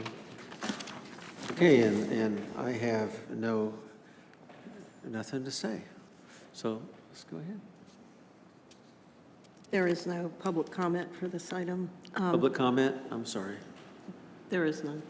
I was just putting There that for is? the record. Councilmember Fike, how do you vote? Aye. Councilmember Radzik? Aye. Councilmember Carroll? Aye. Vice Mayor Gaines? Aye. Mayor Kehoe? Aye. Agenda item you very 4, much. consideration or approval, ordinance 2025-4, amending the Division 3 and Article 2 of Chapter 78 of the Code of Ordinances of the City of Groveland to provide for credits or adjustments and the charges for water, sewer, and reclaimed water services under certain conditions such as plumbing leaks. Mr. Walker, don't leave yet. I got something to tell you. I got something to say to you. Go ahead. He's running. No. He just sprinted to his car. Thank you, Mayor, members of council. title. TJ Fish, Transportation Public Works. Need to read it into the record. That's okay. Consideration approval ordinance 2025-4, amending Division 3 and Article 2 of Chapter 78 of the Code of Ordinances of the City of Groveland to provide credits or adjustments and charges for water, sewer, and reclaimed water services under certain conditions, such as plumbing leaks. First reading, an ordinance of the City of Groveland, County of Lake, State of Florida, amending Division 3 and Article 2 of Chapter 78 of the Code of Ordinances of the City of Groveland to provide credits or adjustments in charges for water, sewer, and reclaimed water services under certain conditions such as plumbing leaks, providing for conflicts, codification, and severability, and providing for an effective date. Please. Thank you, Mayor. Members of council, TJ Fish, Transportation Public Works. This was a collaborative with a lot of feedback from the Finance Department over utility billing. As you can imagine, this past year, just as you've heard a lot about utility rates and bills, so have your customer service team. And so as we looked at what policies are in place, it became abundantly clear that it's time for some updates. The ordinance does a few things, some of them pretty straightforwardly logical, such as let's clarify for everyone exactly what a base charge is, that if you're connected to the system, water or sewer or reclaim, you're going to pay a monthly base charge regardless of usage just to be connected. And that's part of the Raftelis study that was approved last year as a basis. We also wanted to make sure it was clear what the provisions for payment plans are. So that's in there with a maximum of 6 months. But I think the big crux is when is your staff allowed to do administrative adjustments? So one of the no-brainers was, well, if you've got an extraordinary leak or something unexpected that you've demonstrated, you fixed it, and now your usage reflects it, that's now shown in there. Another one that's very typical of any utilities is, what do you do if you're filling a new swimming pool or a repaired swimming pool? But the one that we wanted to offer that is directly tied to the tiered rate system that was put in place is the adjustments for irrigation when you have something unusual happen, say your timer resets to factory settings, or you have a power outage and you need to deal with that, or even a third-party vendor who takes care of the landscaping in your neighborhood or your yard changes your timer without you knowing, and you have to react to it. So it does have the provision that you have to establish that you've corrected it and you're back to normal usage. So the cap on indoor usage is Tier 3. That's about 12,000 gallons a month max inside the house. For irrigation, it's more. It's 30,000 is the Tier 3. So that would be the cap of, if you go over that, you can adjust back. And I think I'll stop there and see if you had any questions about the ordinance at this point that I can answer. The ordinance puts the responsibility still directly on the homeowner, right? It does. So, Yes. any questions? Questions? Seeing no questions, can I have a motion? I motion to accept ordinance 2025-4. I'll second it. Motion and a second. Any further discussion, public input? Keith Breedlove.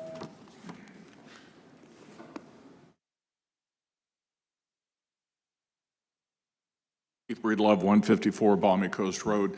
I have a pool, and 2 years ago, I had my yard replaced. Both of those take a lot of water. I don't mind paying for, what I use. It's just, the big hit on doing it. I think in the case of the pool, just waiving the sewage fee, because that's potable water, but we're not drinking very much of it while we're swimming. And none of it's going down the sewer. As far as the irrigation goes, I'd like to see, if you replace your yard and so forth, you've got to apply for that weeks in advance. There's no reason why there can't be something set up with the city to alert the city to that so that we could be charged just the base rate for it. I did some back of the envelope calculations, and they tell you the first 14 days you're watering your grass twice a day. For the next 14 days, you're watering it once a day. And for my yard, that came out to of about 4,500 square feet of lawn that was replaced. That came out to 120,000 gallons, plus or minus. I'd really like to have paid that at the lower rate rather than the Tier 3 rate for that, because even at 30,000 gallons, that means 90,000 gallons are being paid at that much higher rate.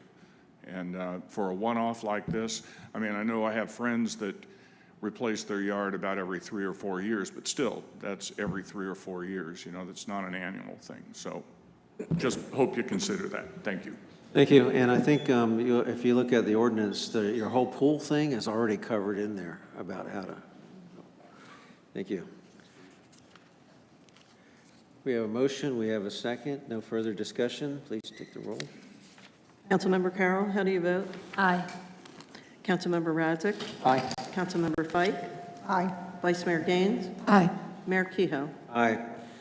On to reports, board reports. Amy Jo? Public comment? Oh, public comment? Did I just say public comment? Susan Ducey? My concern.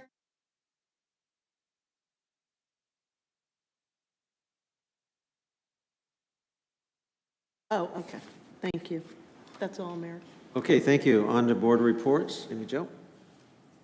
It's 10:10. I don't remember what I did this week. I would really like to go to bed. So Okay. I'm going to pass. Ms. Fike? Thank you. I have a small statement I want to read. I did attend the Heartland League of Cities luncheon this week. It was very informative. Good to see everybody. So I just want to put to rest some kind of like rumors that have been floating around. There was a statement, and Ginny, I'm going to give this to you so you can have all the docs, that I had used city IT resources or employees during all the Twitter debacle. It was said both on social media, here on the dais. And so to just kind of put that to rest, I had asked that for a copy of any emails, tickets, calls, text IT regarding that account to see if anybody from IT had indeed been involved with it. It came back from Travis that there was nothing to that impact. So I think the reason that rumor started is the same day my account was hacked. We here at the city received a phishing scheme, and I posted it on my Facebook page along with the Forbes report the same day, talking about all of the 16 billion passwords from Apple, Facebook, Google, and other platforms that had been leaked worldwide, as well as my GoDaddy account had also had an attempt on it that same day. So there was no cover-up. It was part of a larger cyber threat affecting millions, which is why I put it out there, but I would like to clear that up so that this rumor doesn't continue to build and grow more legs. But I have all the copies of all the Forbes and the email from the city and so on. And Ginny, I'll give this to you, and I also have a check for you. I'll walk over in a moment. So that's all I have. Thank you. Mr. Resnick? Yeah, the only thing I have is what I thought was a pretty good exchange at the retreat and some of the things that we talked about. So that's all I have. Thank you. Vice Mayor? I attended second Friday. I also attended the Florida League of Cities luncheon. Came to the Fiesta event hosted by Brigitte. And last week attended a community land trust meeting with Dwayne and Steve Smith and Nicole Moses. That's it. Thank you. And I have nothing except an apology to Mr. Walker. At the last meeting on budgets, I misquoted the price for the gymnasium at $200,000, and it was $115,000 instead of $200,000, which is outside of the acceptable margin of error. So I would like to personally apologize to you, Mr. Walker, and thank you for your forgiveness. Does he get That's all paid I the have. difference? Put it in writing. Go ahead. Anything, Anita? No, thank you. Mr. Hine? No? Meeting adjourned.